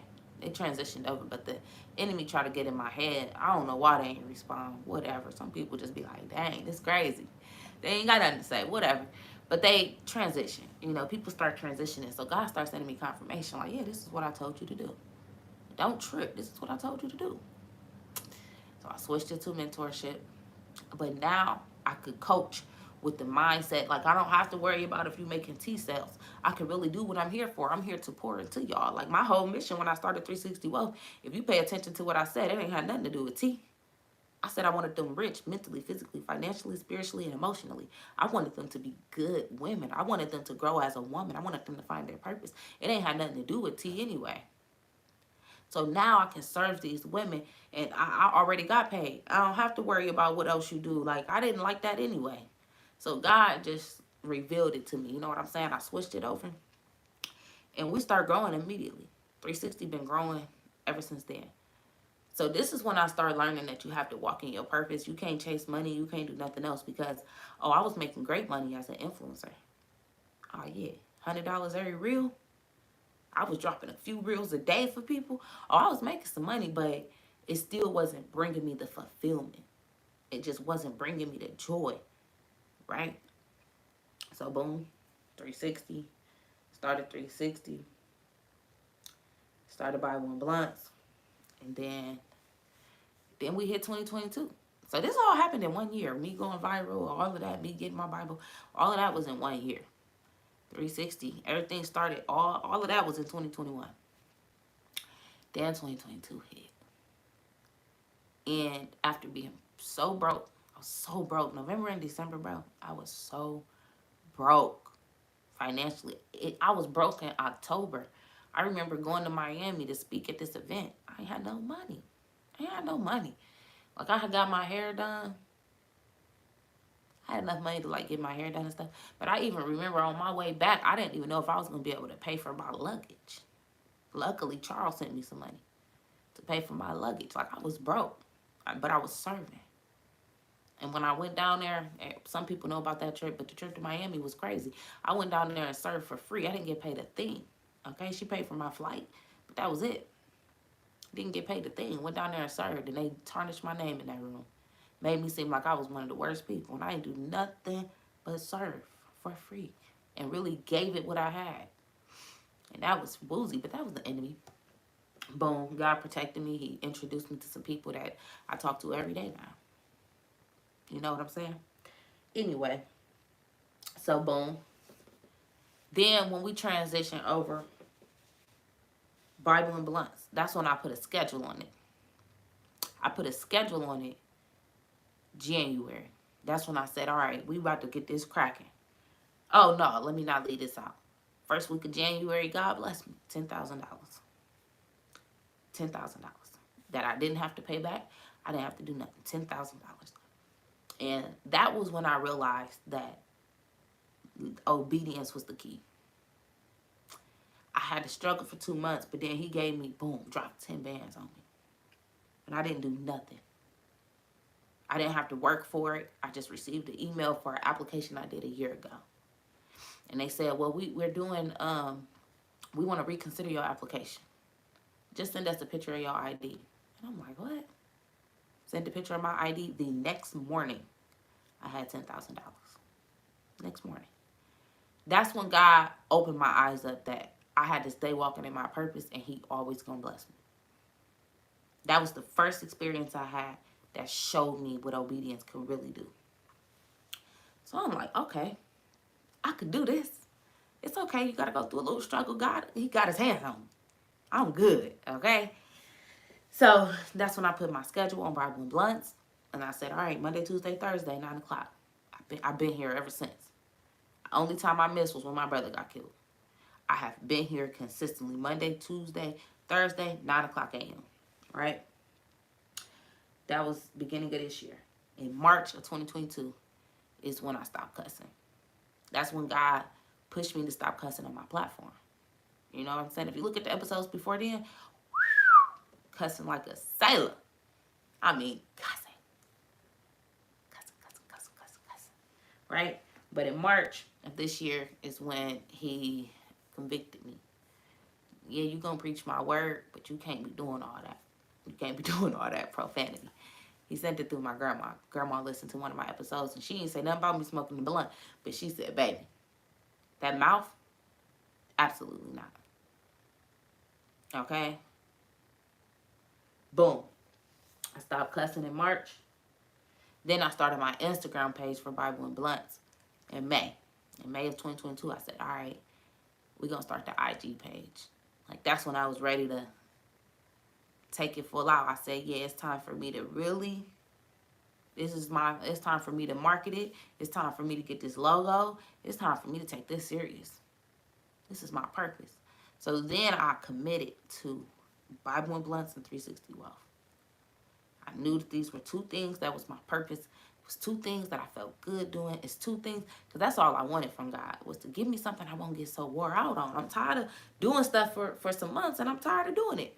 And he showed me, yeah, you good at things, but that doesn't all, yeah, it make you money, but that don't mean you're going to be happy doing it. Okay, if you all understand, if y'all pay attention through all of these things, I was getting money. Money wasn't the problem. But I kept seeking because I couldn't find that joy. I couldn't find that joy that I knew that I wanted. Okay? So boom, I started Bible and Blunt's Instagram page in May. Went back to church in May. After 9 years, I went back to church. See, I have started watching Pastor Todd, Mike Todd. I was watching him every Sunday. I got back watching that probably like January, February. Like February is when I started watching Pastor Mike Todd every Sunday. But I went to the physical church in May, right? Started my IG beginning of May. By the end of May, like the last week of May is when I returned to church. It was just time. I felt good. June, my brother got killed. I stopped smoking. I had been slowed down, though. Like, I had started slowing down consistently. Like, I was already slowing down once a week, twice a week. Only on the weekends I started doing that. But then June, the day of my brother's funeral, I said, I'm done putting the weed down. And today marks 4 weeks since I bought a blunt, rolled a blunt, smoked a blunt. Hey, right? And not only am I not smoking, but I have now influenced multiple people to stop smoking. And with the main things I want y'all to pay attention to through this whole process, this whole journey, is one, I never gave up on me. I never gave up on God. I never doubted myself. And nothing that I said there was out like, I don't deserve it. I can't do it. I'm not worthy. Never, ever. I was just like, what's next? And that is the mindset that's going to keep you, that is what's going to push you to your purpose. Oh, I left out too, because also in June is when I came to I confirmed that that I'm an evangelist. That's when God starts sending people to tell me that you are an evangelist. You know, you are going to reach people that people think you can't reach, which is what also showed me why I had to show those blunts in every video, because it's way bigger than me. It's so many people who want to connect with God, but the church telling them they can't because they smoke weed. Well, here I am with a whole platform showing them God doing work. I just stopped smoking last month. And I just gave y'all a whole testimony of about 6 years of God being by my side. and God answering my prayers, and God continuously blessing me. So this is why you just got to trust your journey, trust your process. Quit comparing your process to everybody else, because what worked for you ain't going to work for them. I'm telling you right now. What worked for you is not always what's going to work for them. And what worked for them is not always going to work for you. So you can't keep on saying, well, she said I can't smoke, so no. Or she stopped smoking, so I gotta stop smoking. That ain't always the truth. But you have to, if y'all pay attention, you have to allow God to work on you. You have to. Even with me having a platform named Bible and Blunts, right? I used to be like, well, it's Bible and Blunts, I gotta smoke. No, you don't. You have enough episodes smoking, trust me. Oh, trust me. You have enough episodes. You did it for about 8 months. You have enough episodes for somebody who smokes. If they want to go back and see what it looked like to smoke, and praise God, you have enough now. Right? But I had to allow God to convict me. I had to allow God to make that clear to me. Right? When God told me to erase all the ebooks off my website, I was like, what? I'm already broke. And now you want me to take away the few things that's still making me money? But I had to listen. That's why I'm so adamant when I say you have to be obedient to even find your purpose. It takes a lot of obedience. And it takes obedience even when you don't know it. I didn't buy my Bible until July, but I've been obedient for I've been obedient for some years. I just came up, like, I don't even know if I'm at a year yet. I feel like I bought my Bible at the end of July. So I don't even think it's been a year since I bought my Bible, but I've been obedient for years. I've been listening to God, paying attention to the signs. I had faith. I took the jump multiple times. I sacrificed multiple times before I even knew it. Always. She said, you always asked him to make it plain for you. And that's what y'all have to learn how to do. You have to learn how to allow God to make it plain. Ask him to make it plain. I promise you. I promise you. If you ask God to make it plain, he will. And he did every time for me. If y'all pay attention to everything, he pushed me. I didn't just willingly walk into nothing I named. God pushed me into everything. He didn't allow me to get higher up in that company because it was time to go. He pushed me into being an entrepreneur. He pushed me into needing a bigger house. I got pregnant. I had to move. He pushed me to work from home. See, if I didn't work from home, my house flooding wouldn't have been as dramatic because I'd have been able to still go to the shop. He pushed me to work from home. I couldn't afford to move for it no more. He pushed me to work from home. He pushed me to move again by my house flooding. He pushed me to come from behind the chair. He pushed me into being an influencer. I was joking around. Once the followers came, I had no choice but to do something with them. He pushed me into being an influencer. He pushed me into buying that Bible. Pushed me into 360 Wealth. He pushed me. And a lot of it was money motivated. That's why my goal is to get y'all to skip that part. I'm trying to teach you right now not to chase money. Because I could have had a shorter route. You know, I could have had a shortcut there. I'm thankful for my journey because now it's motivating. And now I can really show y'all that money is not everything. I just told you, most people want a 6-figure business. I got a 6-figure business and was like, now what? Right? And now I don't care for the money. I understand how important it is to have an impact.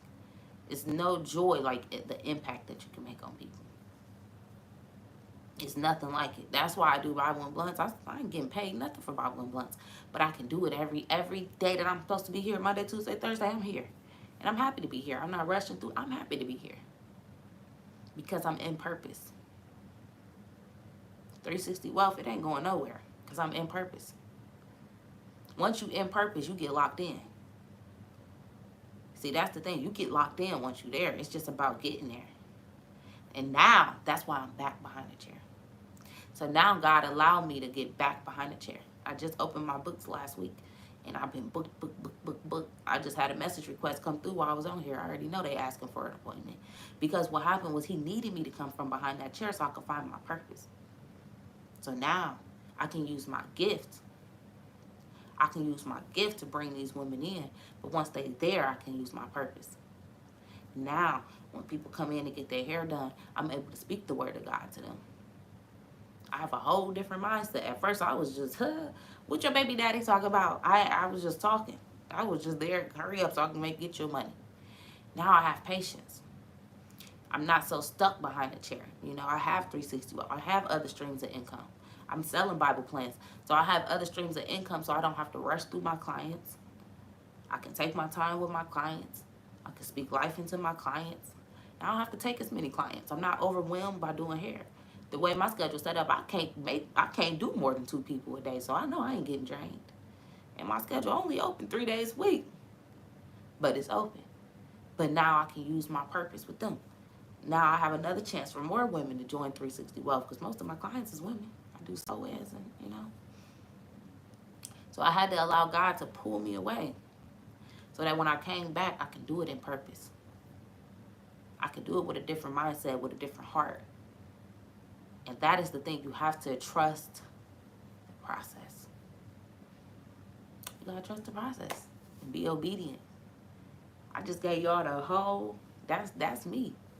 Everything I just told y'all, that's me. That's how I got here. That's what I went through. That's how God kept showing up. That's how God, you know. And y'all see, through that whole thing, I didn't get the enemy no credit. The good, the bad, that's all God. My house flooding wasn't the enemy, that was God. I left out the miscarriage. I miscarried a baby July of 2019. In between my boys, I had miscarried. July of 2019, I miscarried, and then I got pregnant again in December of 2019. And then that's how I had Champ. That was God too. Because as soon as I had a miscarriage, I was like, oh, this is just so I can help somebody else. I already knew I could give birth. I already had C3. So it didn't send me into a depression or nothing because I already gave birth to a healthy young boy. So I know I can give birth. This just wasn't the time. And I was not trying to be pregnant at that time anyway. So I was like, them kids wouldn't even have been, man, they would have been so close. And I wouldn't have my champion. So as soon as I miscarried, I immediately was like, oh, this is just I'm going to be able to help somebody else that have a miscarriage. This is just so I can connect. And I left out a lot I left out a lot of stuff in 2021. Like me getting in the room with millionaires. Like while I was in TLC, I went down there to the Awakening. I went down to millionaire school. I have millionaires' phone numbers in my phone. So it was you feel me? God placed me in a lot of blessings in 2021. Like the story has so many parts that it's too hard to really even explain everything. But I hope this was helpful and helped y'all. I'm about to close it and bring it back open so that we can get in the Bible. We can pray. And honestly, if anybody want to come on and tell their testimony, I would love to hear it. So we're about to close out and come right back in. Okay? Come right back in.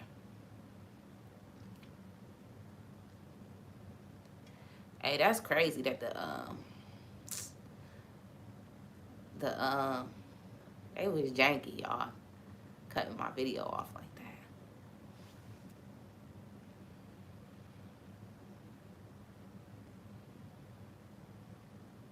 That's lame.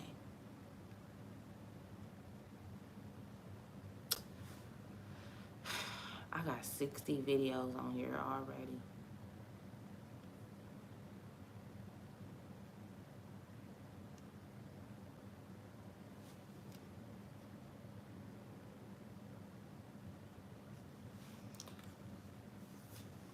Who on YouTube? Jessica, Metaphysically Divine. Yeah, they hated on me. They cut that first half of the episode out. I can't believe they cut me off, y'all. When I was telling y'all about the scamming. They cut it off. They said, don't be telling them about y'all scamming and the police being at the door. Nah, that's my testimony. I stand in my truth. I always said I'm writing my first book when I get married. I mean that. That's gonna be the book that changed my life. It's gonna change the world. I'm writing my first real book. I mean, I have a book, but I'm writing my first real deal, real spill book when I get married. I'm gonna motivate some women. There's so many women that think they ain't getting married. Man, we getting married. What y'all talking about?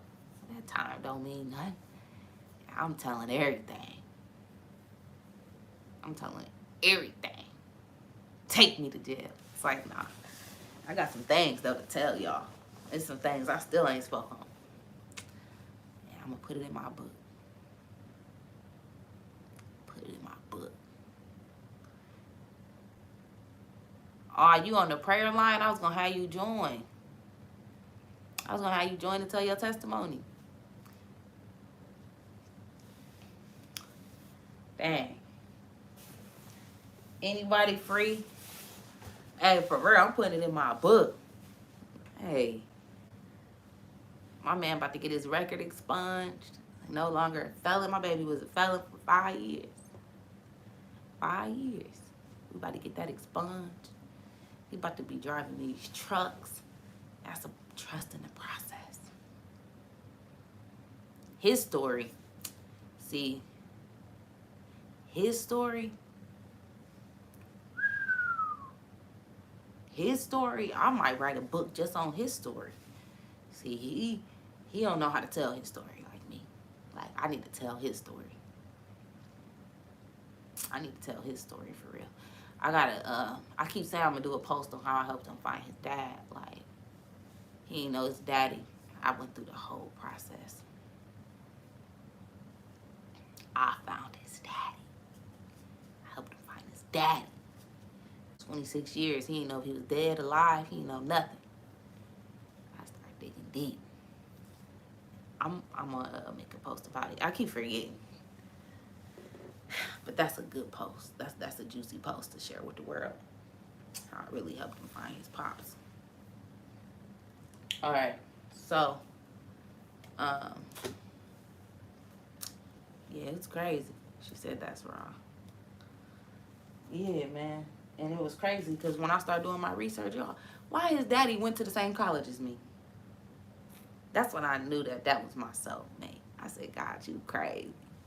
When I found out his daddy went to Central State and he was in the fraternity, I started hitting up everybody I knew that was in that fraternity. I started going ham. Ended up finding his brother. And his daddy lived 5 minutes away. They met that night.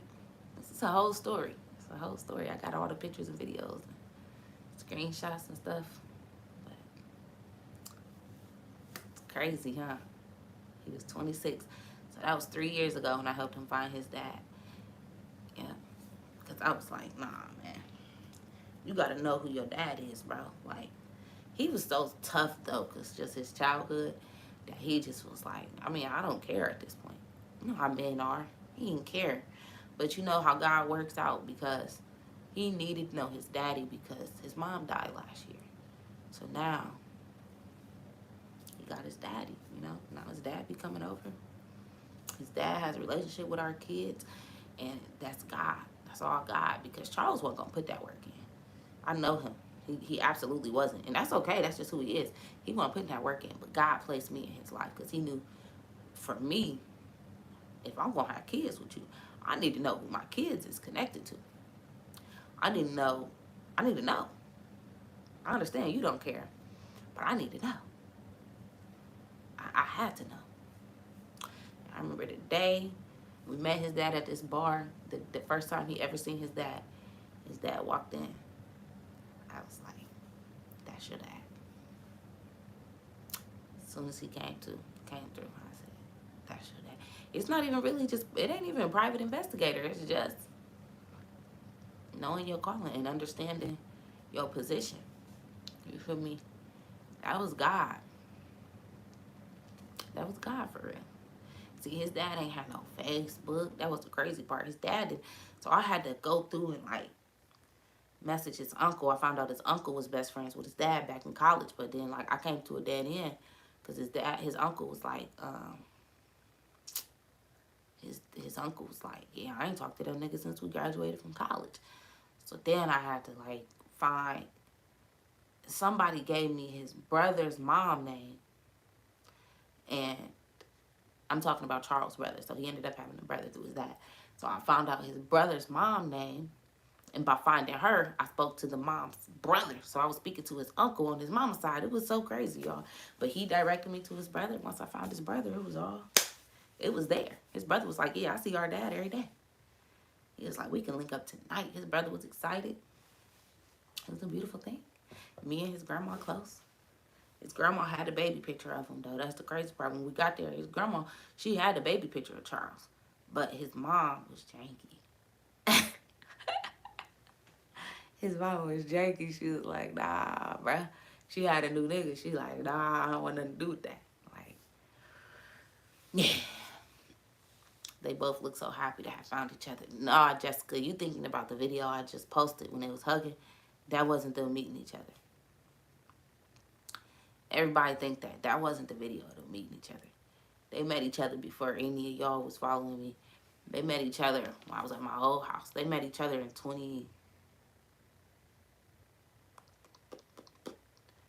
what was that? Everybody think that, though, because of how deep the hug was. But that was because they met each other and they didn't talk for like another year. His dad was nervous, a whole bunch of stuff. I had to like convince them. Yeah, 2019. They met each other in 2019. Or was it the end of 2018? No, 2019, yeah, Jessica. I mean, not Jessica, but Jasmine, yeah. End of 2019 is when they met. Because we seen them in 2020, then we didn't see them again until like this year. And Fear tried to get in. Charles was salty. He was like, man, I can't believe this nigga ain't called me. I'm just like, man, put your pride down and call your daddy, bro. Like, called his dad and they reunited. Now we good. They had to get over that. Like, you know. But that's another story for another day. I'm telling y'all, that's what God has his hands on us. I have no doubt that that's my soulmate. That's my partner. Like, I just don't have any doubt in that. The only person that can tell me that me and Charles literally was not created to be together is God. God would really have to show me, like, that was not the man he created for me. But he sent me so much confirmation that I just don't see that. I don't see that. And that's why I'll be like, when people tell me certain things about their love story, I'll be like, I don't know about that. I don't know if God moves like that. Like, certain stuff, I'd be like, I don't know about that one. I don't know if he's trying to pull y'all together still after that. It's just certain things that gotta be in alignment with each other when y'all supposed to really be, when it is heaven sent. I really believe that. When it's your when it's your soulmate, it's just different. I used to didn't believe in soulmates. I used to didn't believe in being with one person forever. I didn't believe in that until I met him. Until I met him, for real. Because I was like, what? I'm dealing with this nigga. He got a court case? This nigga is fighting a charge? Like, nigga, what? I was like, oh, nah. Well, God gotta be in the mix. Because I was the cut-off queen. I cut a nigga off quick. But we just balance each other so good. I told y'all we're going to do a couples episode. I'm going to get him to do an episode. So before we open this Bible, does anybody have a testimony that they would like to share? I'm not talking about an hour-long testimony, though. Like, not like what I just did. Just anything that you want to share, like, that you feel will motivate somebody.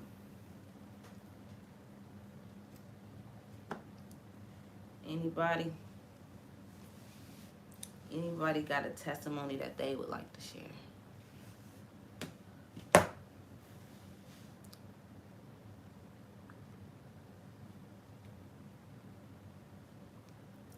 Going once.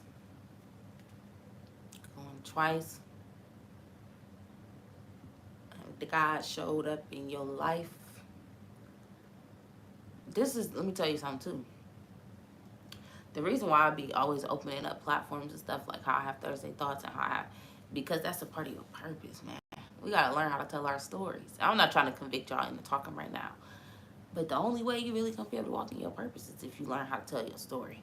You can't hide behind your story, or you're never gonna tell your purpose is really about your testimony. So you can't connect with who you're supposed to connect to when you're scared to tell your story.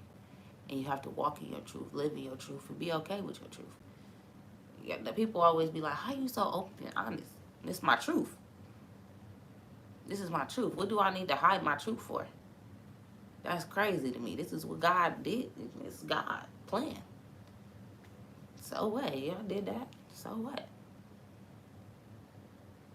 Let me say this though. If you come on here, I need your face in the camera. I don't want to look at the ceiling. Okay, I just want to say that.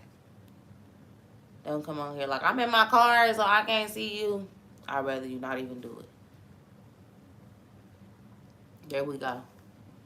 My sister, my little sis, said she want to tell her testimony. Hey. Yeah. How are Hey, you? how y'all doing today? Hi, Coach. Hey. I ain't got nothing crazy or nothing, to say. But I just wanted to say, if there is anybody out there who is just like, if you've been feeling anxious or just stressed out or holding on to something, just breathe. Just let it go. Give it to God. And even if it may last a long time where you're in that moment where you feel like you can't breathe or you don't know what to do or you may feel lost, just give it some time. God will show up for you. He will always be there for you. He might not reveal himself, but just give it time. You have to give yourself time. You have to wait on him to reveal himself to you in it. Tell us how he did that for you. Huh? Tell us how he did that for you. This ain't no advice Tuesday. This testimony Tuesday. We want to hear what he did for you. How that worked for you. For me, with me just trying to figure out how I'm going to make more money at my job and stuff, just put me in the position to realize like I'm a lot more oriented than I think I am. I can be a lot more focused than I think I can be. It's just me applying myself. So when I actually started to branch out and look for other places that might need some help and me actually getting like received word that just felt really good to me to know like even if I might not feel as needed as I think I should feel where I'm at, it'll always be another place that will need some help, and it might even be closer to you being in your purpose. You just never know. So you have to take that chance on yourself. So that's what God did for me. Tell us about your crystals.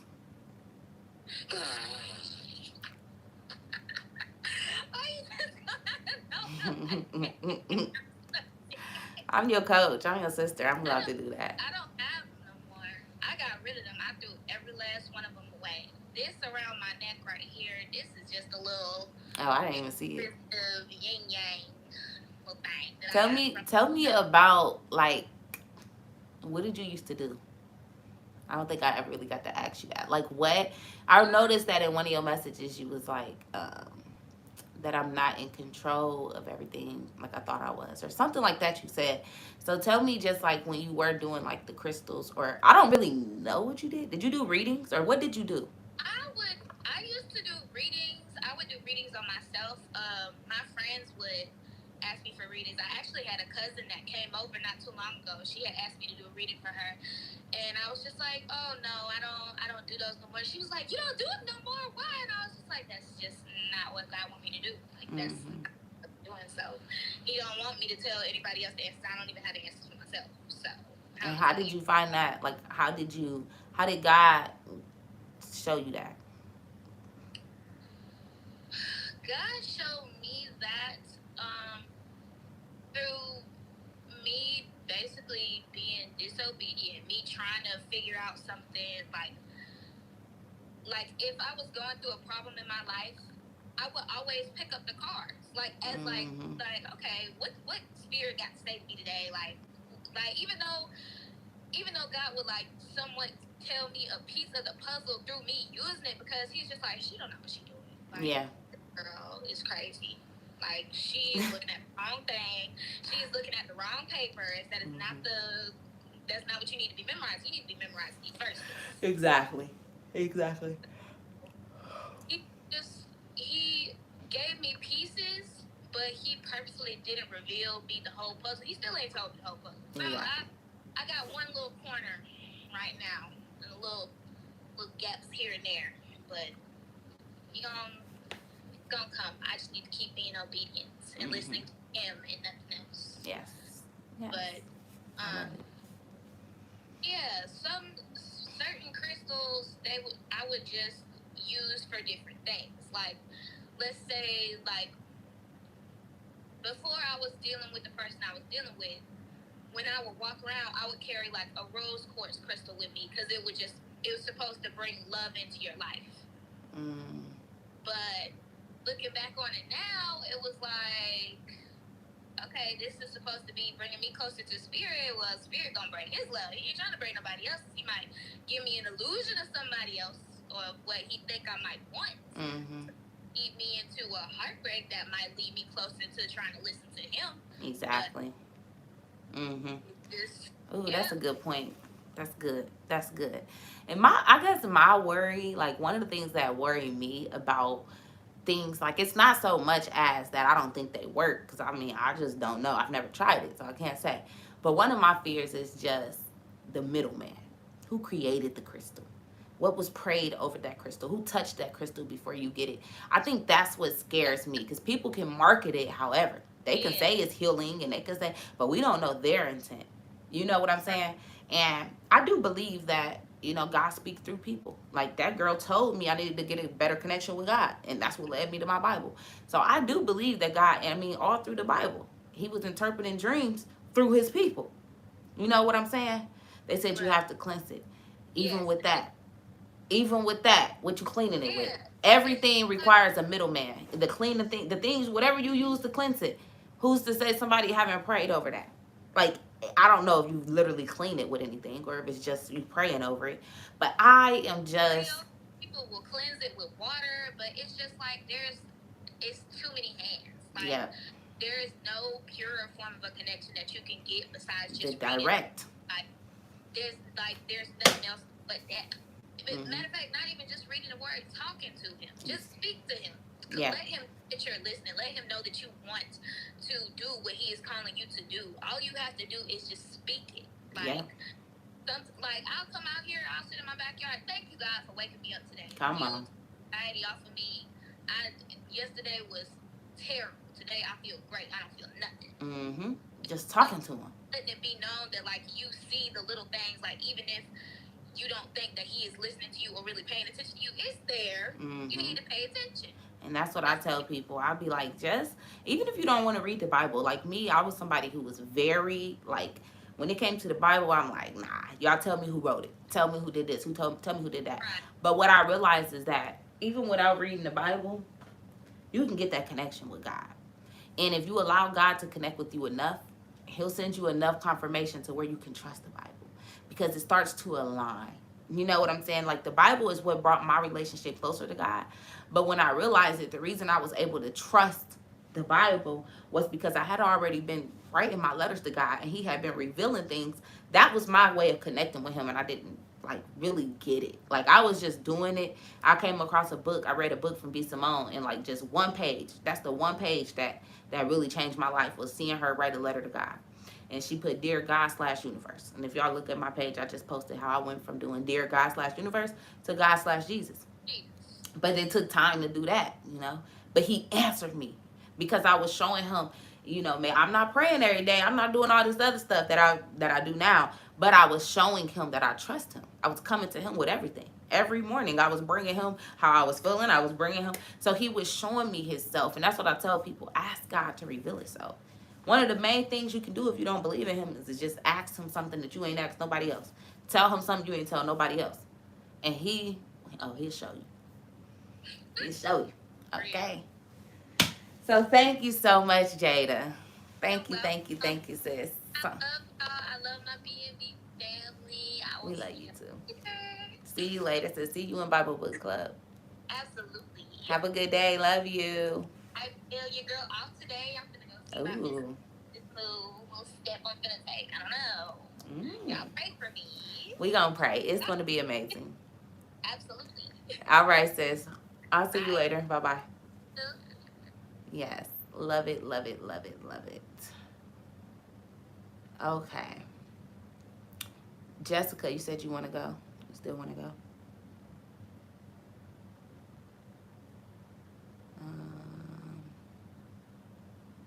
Okay, there we go. Testimony Tuesday is so good. Hey, sister. Hey. Ooh, you got the shoulders out, the chest out. Excuse me.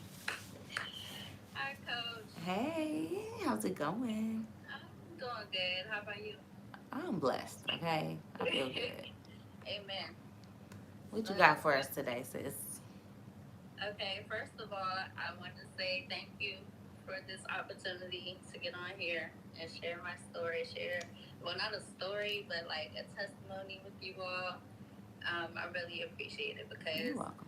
I've never been the type to like want to even talk at all, even want to go live. So Right. just to be here is just a blessing. We're So happy to I would have like you. to say that actually when I first joined 360 Wealth, probably around the same time, I asked for God to change my heart, and a part of that was healing myself. And Oh, shoot. The devil be mad, y'all. See how he be getting salty? Let me bring my girl back. He always gets salty. Lord Jesus, He's salty, sis. It's cool. We back like we never left. oh my God, I can't believe. So when I first joined 360 Wealth, I asked for God to change my heart.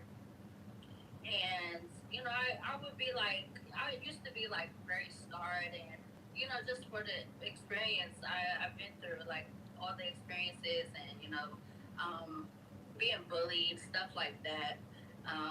Just, you know, when I had an opinion about stuff, I didn't feel like people wanted to really know what I felt, you know what I'm saying? So being in 360 Wealth, I've actually been able to share more, and you know, without it being like so like judgmental and stuff like that. Mm-hmm.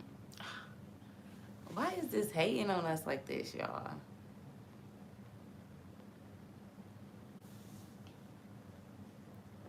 It's big mad. That's because God know. I mean, the enemy know that some girls is about to join 360. Okay, he don't want the girls to come to 360. He hating. I'm trying to add you back, Jess. Did the request come through?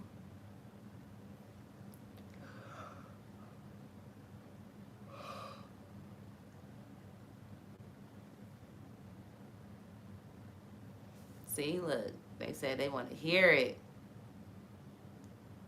I'm sending you the request. Just try to send a request.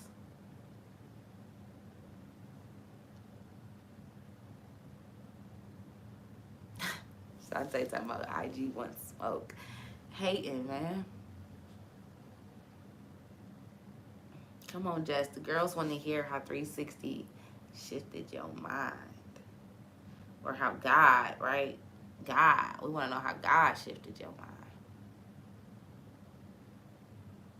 Sis, try to send a request. It's saying you can't join.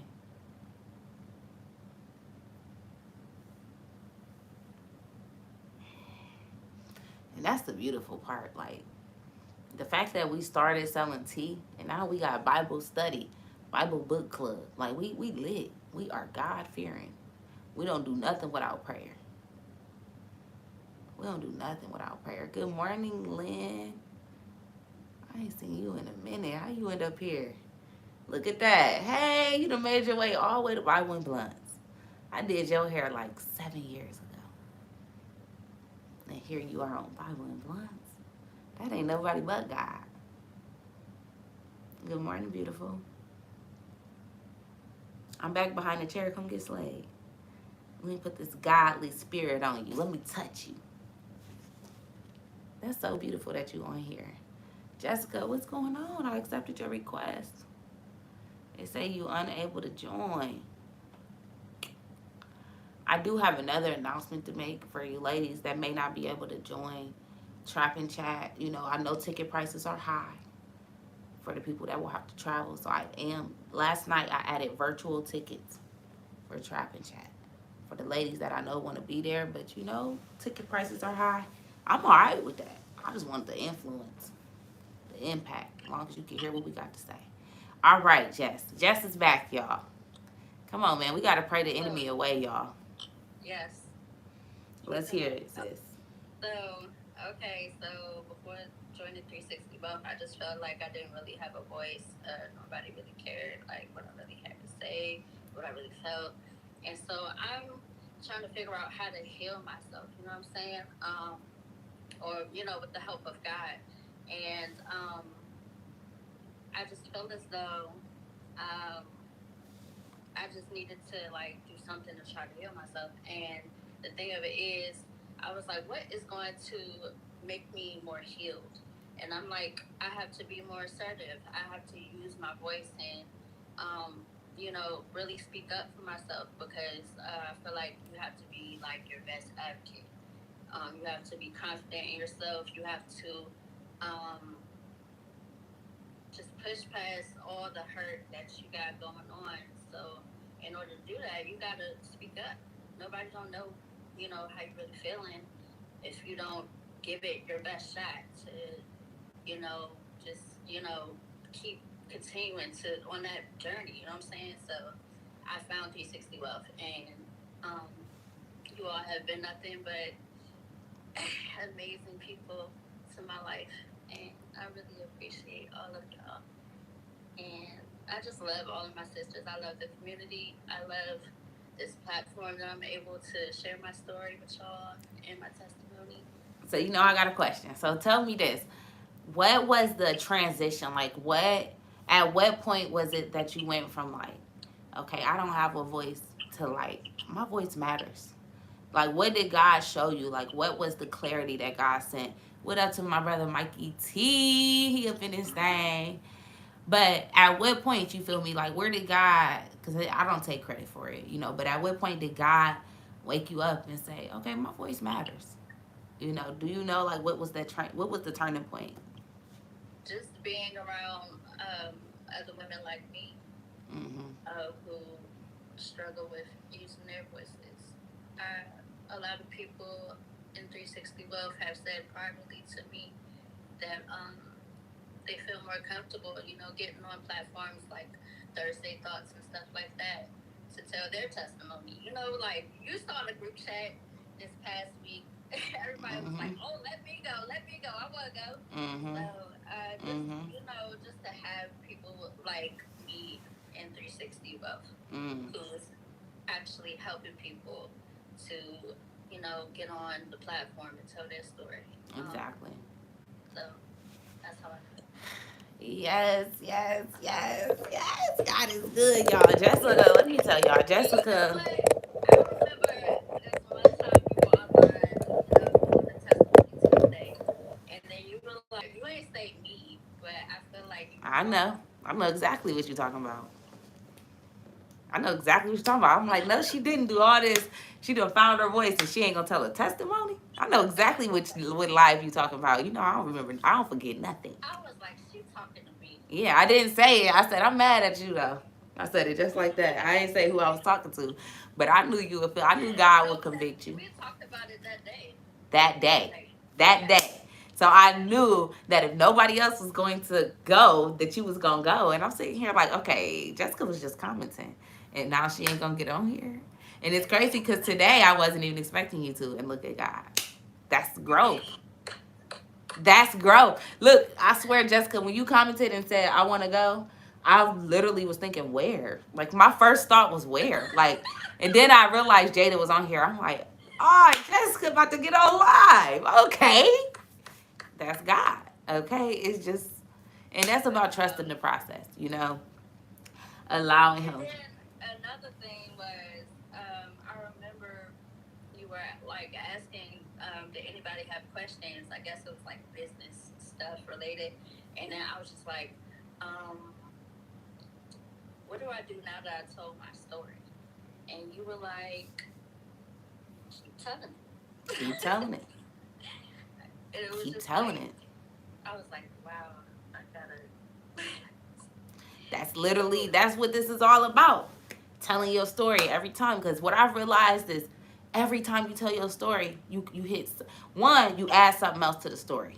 You are somebody that I know have heard my story a million times, but every time you learn something new. Yeah, it's different. Like it's just I didn't different. hear the same. I heard the same stuff today, but a lot of new stuff. And I was like, I'm so glad to hear like more of your story. Mm-hmm. So I'm excited for your Thursday thoughts actually. Oh yeah. I'm so Oh excited. yeah. My Thursday thoughts gonna be different. My Thursday thoughts. My Thursday thoughts. I'm going into my childhood. I feel like I don't talk enough about my real childhood. I talk about some stuff, but not like certain things you just bury. It's certain things you just bury it and you move forward. And I'm realizing like, dang, I guess I gotta tell that part too. Like I wasn't running from it. I just was like, it ain't never really came up. But I'm realizing like, nah, people need to know about that deep, deep, deep. You know what I'm saying? The deep, deep. So I'm excited, sis. I love watching your growth. We love hearing your voice. I feel like you are the voice for the people that didn't have a voice. You know what I'm saying? I want you to remember that. You are the voice for the ones that didn't have a voice. Like it's different for me because I always had this down. God made me know he knew that this voice was gonna mean something.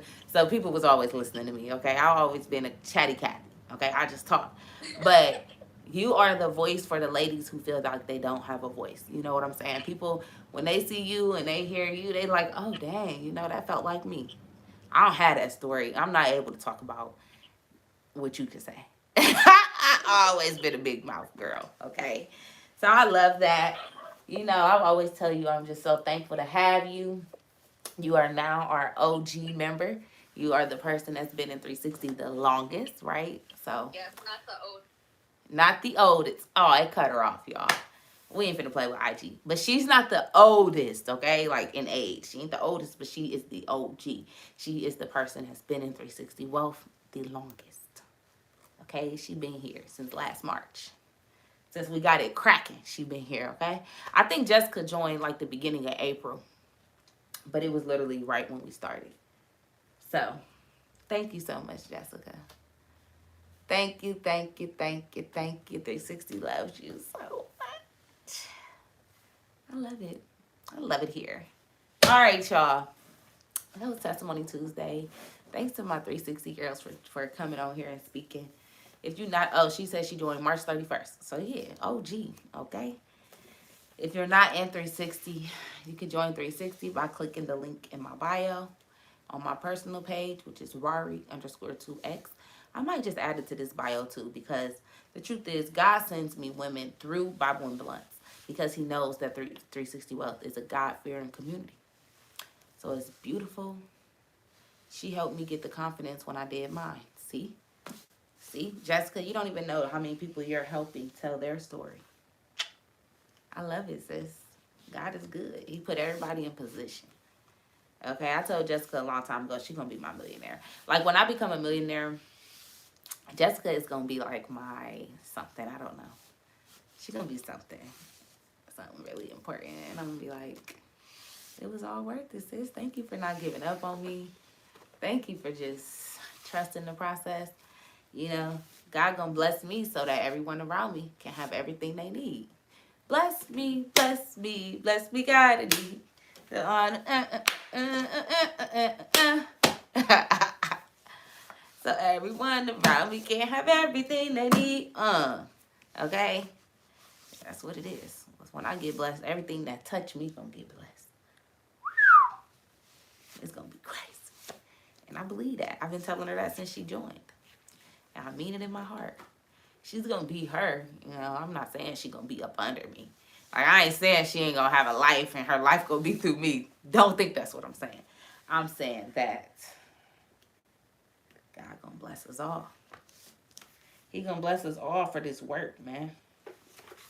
My organization, I tell my committee this all the time. My organization could not be my organization without my committee. It literally can't. Thursday Thoughts, Jessica. Bible and Blunt. I mean, not Bible and Blunt.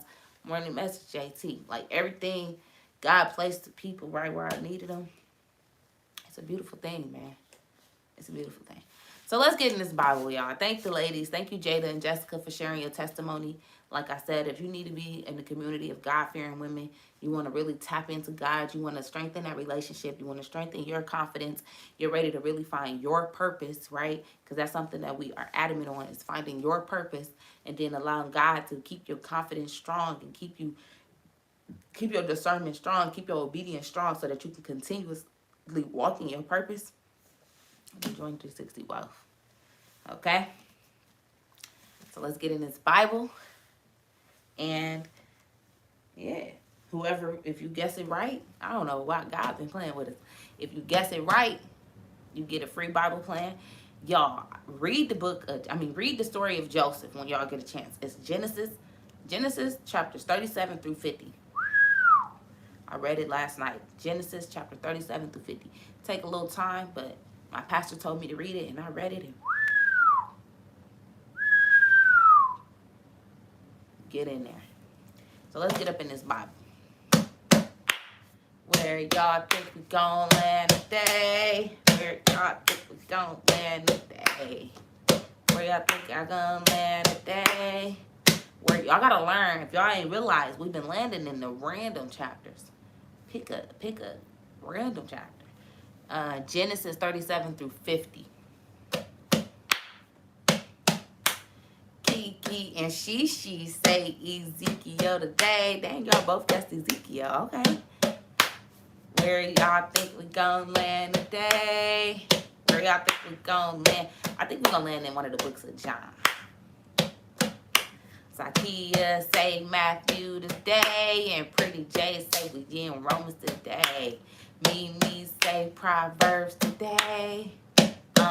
Just say Genesis, Jada says Zephaniah, Okay. Jazz say we in Mark today, but where y'all think we gon' land today? Where y'all think we gon' land today? Belinda say Isaiah today, but Riri say we in Judges today. Do I guess the book of John a lot? I didn't know that. Yes, Stoney say Limitations today.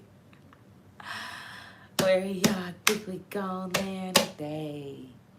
Where did Jada say Zephaniah? All right, y'all. Let's see.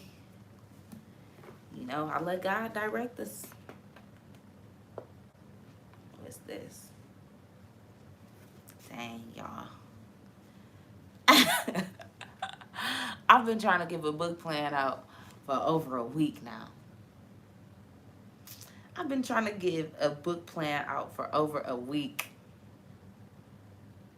And it ain't gonna be today. Nope, not Luke, not Isaiah. Dang. This is crazy. Y'all been guessing for almost a year. And now nobody guessing it. No, not Numbers, not Titus. That's crazy. That's because God said if they want it, they gonna buy them book plans. I'm trying to give them away. Y'all can't blame it on me. God is like, no. Nope.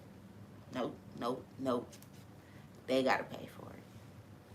Well, we are in Joel. Like Joel Osteen. Joel.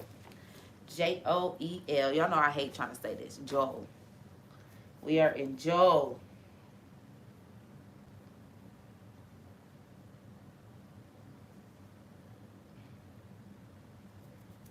Okay?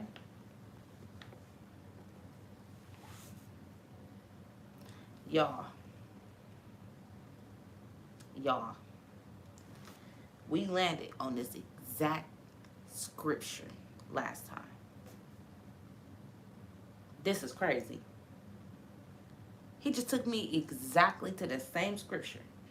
The people that was here gonna remember this. He took me to Joel chapter 2, verse 26 and 27. Exact same scripture. As soon as I read it, I said, this is where, because we only landed in Joel once, and it was right here. What is the odds of that? Somebody need to hear it again, I guess. So he said, and my people shall never be, well, the beginning of it said, you shall eat in plenty and be satisfied. So this is 26 to 27. You shall eat in plenty and be satisfied, and praise the name of the Lord your God, who has dealt wondrously with you. And my people shall never again be put to shame. You shall know that I am in the midst of Israel, and that I, the Lord, am your God, and there is no other. And my people shall never again be put to shame. Do y'all remember this? I read this exact scripture. You shall eat in plenty and be satisfied, and praise the name of the Lord your God. Right? You should eat in plenty. You should have plenty to eat, and you will be satisfied. And you better make sure you praise the Lord. He said, and praise the name of the Lord your God, who has dealt wondrously with you. Okay? And my people shall never again be put to shame. You shall know that I am in the midst of Israel. So you should know that I am here, baby. I'm in the mix. And that I, the Lord, am your God, and there is no other. So it is me. Only I can provide this. Only I can come through. Only I. And ain't no other God. I'm in the midst of this. If y'all pay attention to my testimony, God was in the midst. Okay? God made sure we ate. We was eating good. Okay? Some of it wasn't our money, but we was eating good. Sorry, let me stop. Right? But he answered every time. Because he was in the midst. He pulled me through. He gonna keep pulling me through. Like, I already know Bob Win Blunts is gonna go somewhere that right now I can't even picture it. The furthest that I could picture it is me just being in a conference room speaking. All I know is I'm gonna speak to bigger crowds, but like my brain can't picture what else, because I just don't know. I just know it's more. I know that it's a lot more. It's bigger than what I can imagine. God has something else in store. Okay? She said he is the only place we should look for answers. And we will always be okay as long as we are praising him. Because y'all can't forget that, okay? The very beginning say, and praise the name of the Lord your God. So it says, you shall eat in plenty and be satisfied. So yeah, you're going to eat, you're going to be good, but praise. Don't be thirsty. Don't act like it's just you that's doing it. Don't forget to give thanks to God now. Okay?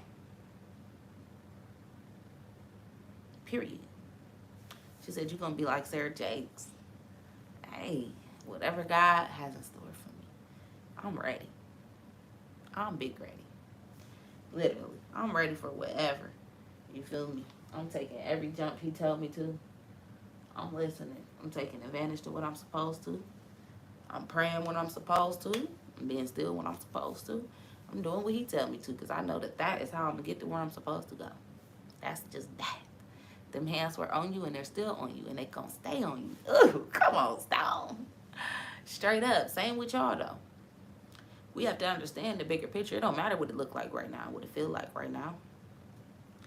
One thing is, y'all can't never tell how much money I got. You just can't. You used to be able to, because I used to speak on it, baby. Yeah, I made this much today.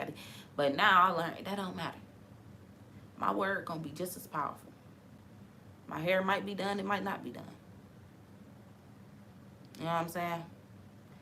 I don't care about that. My edges, I might put some edge control on it, I might not. I might have a slick ponytail, I might have a afro. I might have lashes, I might not. Sometimes I choose not to have lashes. It ain't got nothing to do with money. Sometimes I can't get lashes because I can't afford it. I might have my nails done, I might not. I actually worry better when I don't have nails. But I've learned that that don't matter. This word is going to be just as powerful.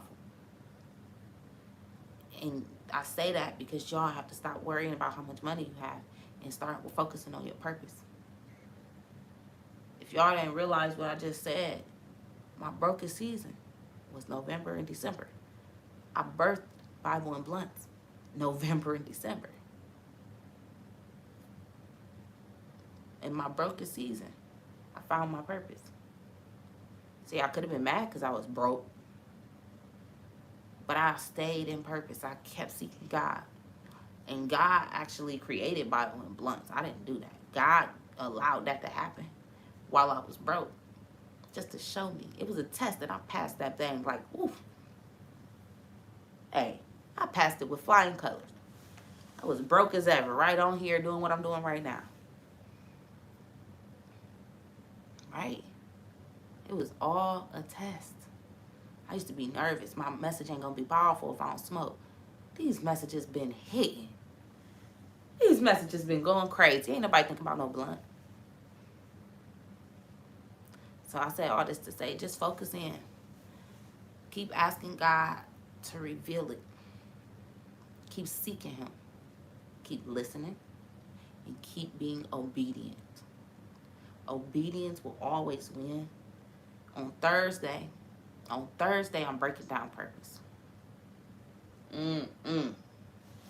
On Thursday, I'm going to teach you how to find your purpose. See, I told y'all how I found my purpose.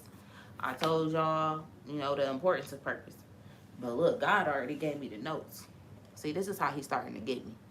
He getting me on a different kind of schedule. And that's why I know there's something bigger about to come. Y'all going to remember this live. Y'all going to be like, bro, she is something else. She knew. I know God is preparing me for something else because He's starting to get me more prepared. He got me on some, I'm starting to be real prepared for everything. I'm starting to get things on a real strict schedule. And I feel like that's because something bigger is coming. So He no, I need you to get on schedule. Because, I had all my notes. I already got my covers for my lives. That's stuff that I was doing early morning. That's why I started today at 9:02. I started on time today. Because God is getting me ready for something. I don't know what. Right now, I'm just following the steps. I'm just taking clients because He told me to. I'm just going with the flow. But what I do know is He preparing me for something. So remember this, because I need y'all to remember what I'm telling y'all. Today marks 4 weeks, y'all. 4 weeks since I chose to put weed down. We here, man. We here. I asked y'all a few days ago, but y'all don't listen. See, y'all don't be listening to me. I need you to message me if I helped you stop smoking. Because, see, I can tell the world that I stopped smoking. I need to show the world why I stopped smoking. It wasn't because of me. It was because of other people. It was because I was supposed to impact other people. I was supposed to influence other people to stop smoking. So now y'all messing up my content. Say no. But now I need y'all for real. If I have helped you stop smoking, for real, this is your real deal, I need you to send me a message and tell me so that I can post it today. See, now I waited a whole month. I didn't tell nobody. Y'all knew because y'all tapped in. But I ain't been making no posts really or nothing about me not smoking. Today, though, I need to celebrate. And I don't want to just celebrate me. I need to celebrate y'all. Okay? I'm at 4 weeks, baby. Hey. It's lit. I might smoke a blunt today. It's like, no. I just let. I ain't smoking no blunt today. 4 weeks in. We just getting started. Okay? The celebration. I don't know what I'm going to do today. Oh, I think I'm going to go get me some of that chicken I love. I think that could be my celebration. Who buy me some chicken today? It's $15. Hey, I ain't right. If I try to finesse my celebration, if you really rocking with me and you know my Cash App, I ain't going to post my Cash App because I promise never to do that on my sermon. But if you rocking with me and you want to help me celebrate my month by helping me buy some chicken, just send me $15. It's $14.95. It's $14.95. Help me buy my chicken. And I know that y'all rocking with me. No, but for real though, I really do need my people though. That I did. If I helped you stop smoking, make sure you message me so I can post that today. Because we celebrating. This is a big deal. I just told y'all I was smoking. He got me right before I hit 10 years. Right before I hit 10 years. Man, God is good. September, no, August 18th would have been 10 years. And he stopped me on June 21st. He said, nah, you ain't gonna go 10 years smoking weed. I'm gonna stop. I'm thankful. I love y'all. She said I got you. Kiki said I got you. Well, y'all gonna buy me some chicken? I'm going right now. I'm about to order it when I get off of here. I ain't thought about no chicken all morning, but if you know me, I love that spicy chicken. And I'm definitely about to order it. So if you got me, because I'm going to get that chicken. I'm going to get it anyway, but I'm getting that chicken. All right, let me stop playing with y'all. I love y'all so much. I love it here. Let's pray. See? She said chicken and celebration start with the same letter. At least I'm buying chicken, because y'all know with $15, I can get me a gram, get me a leaf, roll it up. But I ain't doing that. I'm about to get me some chicken. Then I'm going to go walk my 2 miles. God is here. Here is holy. All right, let's get to it, y'all. Let's pray up out of here. I know I'm childish. I play too much. But we about to pray. Don't forget to message me if I helped you stop smoking. Okay? Like, I know I'm joking and stuff, but don't forget that. Okay? Let's do it. Father God, I come to you today with a humble mind, a humble heart, and a humble spirit. I thank you for just blessing us with this day. I thank you for giving me a voice, for giving me the confidence to tell my testimony, God. Thank you for being in the midst. I thank you for being in the midst through my whole testimony, through my whole story. You not once took your hands off me. Even when I didn't feel that your hands was on me, they were there. They were present. And I'm thankful, God. You have always been in the mix. You've always had your hands on me, just like everybody else under my voice right now, God. And I'm asking you to just show them that your hands are there, that you have your hands on them, and that as long as they seek you and be obedient, you will pull us closer to our purpose. Thank you for pulling me into my purpose, even when I didn't realize it. Thank you for keeping my head on strong, God. In this moment, I'm asking that you do the same for everyone that can hear my voice. If you can hear my voice right now, I am speaking over your life that God is going to begin to pull you into your purpose. God is going to begin to put people in your life who will put you in purpose and remove people out of your life who's been stopping you from touching your purpose. And I'm telling you right now in this moment that you have to allow it. You have to trust the process. You cannot try to negotiate with God. When God starts removing, allow him. When he starts to put new things into your life, allow it to come. That is how you find your purpose. You stay obedient. You keep praying. You keep seeking. And I'm speaking over you right now that you will be a step closer to your purpose. God allowed me to find my purpose in 1 year. He allowed me to feel that I was in purpose just to remove me from that and place me in purpose. So I'm here to tell you, as long as you continue to seek, he will continue and continue to guide you. God, we know that you are the miracle provider. Nobody can perform miracles like you. So the miracle I am asking you for right now is a mind shift. I'm asking you to shift our mind, remove any fear, anxiety, depression, any of that is stopping us from getting into our purpose, God, and place us right there. Give us that drive. Give us that ambition. Give us that ambition, God. Give us that focus. Give us that obedience that we need to truly walk in our purpose, God. I ask you for forgiveness for the known and the unknown. And I thank you in advance for making our life a purposeful life.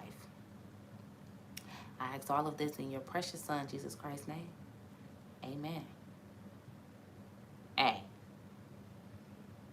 Hey, God is here. The reason I'm going to tell y'all God is here, because I ain't never said I speak this over your life. Like, what is he on? But I couldn't stop myself. I don't do that. I don't speak stuff over people's life, but I couldn't stop myself. I got chills. Like, I literally, I don't know if y'all can see my arm, but I got chills. I ain't never, ever said I speak this over your life, but I couldn't stop myself from saying it. So, whew. I don't know. I think I'm about to go cry or something. Hey, I think I'm about to go cry or something. I don't know what I'm feeling right now. That was just crazy, though. That was different. That was different. That was different. Woo-wee. All I can say is God is here. God is present. Whew. That was crazy. She said, you prayed us down. Thank you. She said, this is my first episode I didn't smoke during. Love it. Love it. She said, crying and eating chicken. That's what I'm about to go do. Cry and eat some chicken and just thank you, God. Here comes Riri. Talk about my prophet. Yeah, I ain't never said that. I ain't gonna lie. I ain't never said I speak this over you. But I couldn't stop myself. All I can do is say thank you, God. God is good.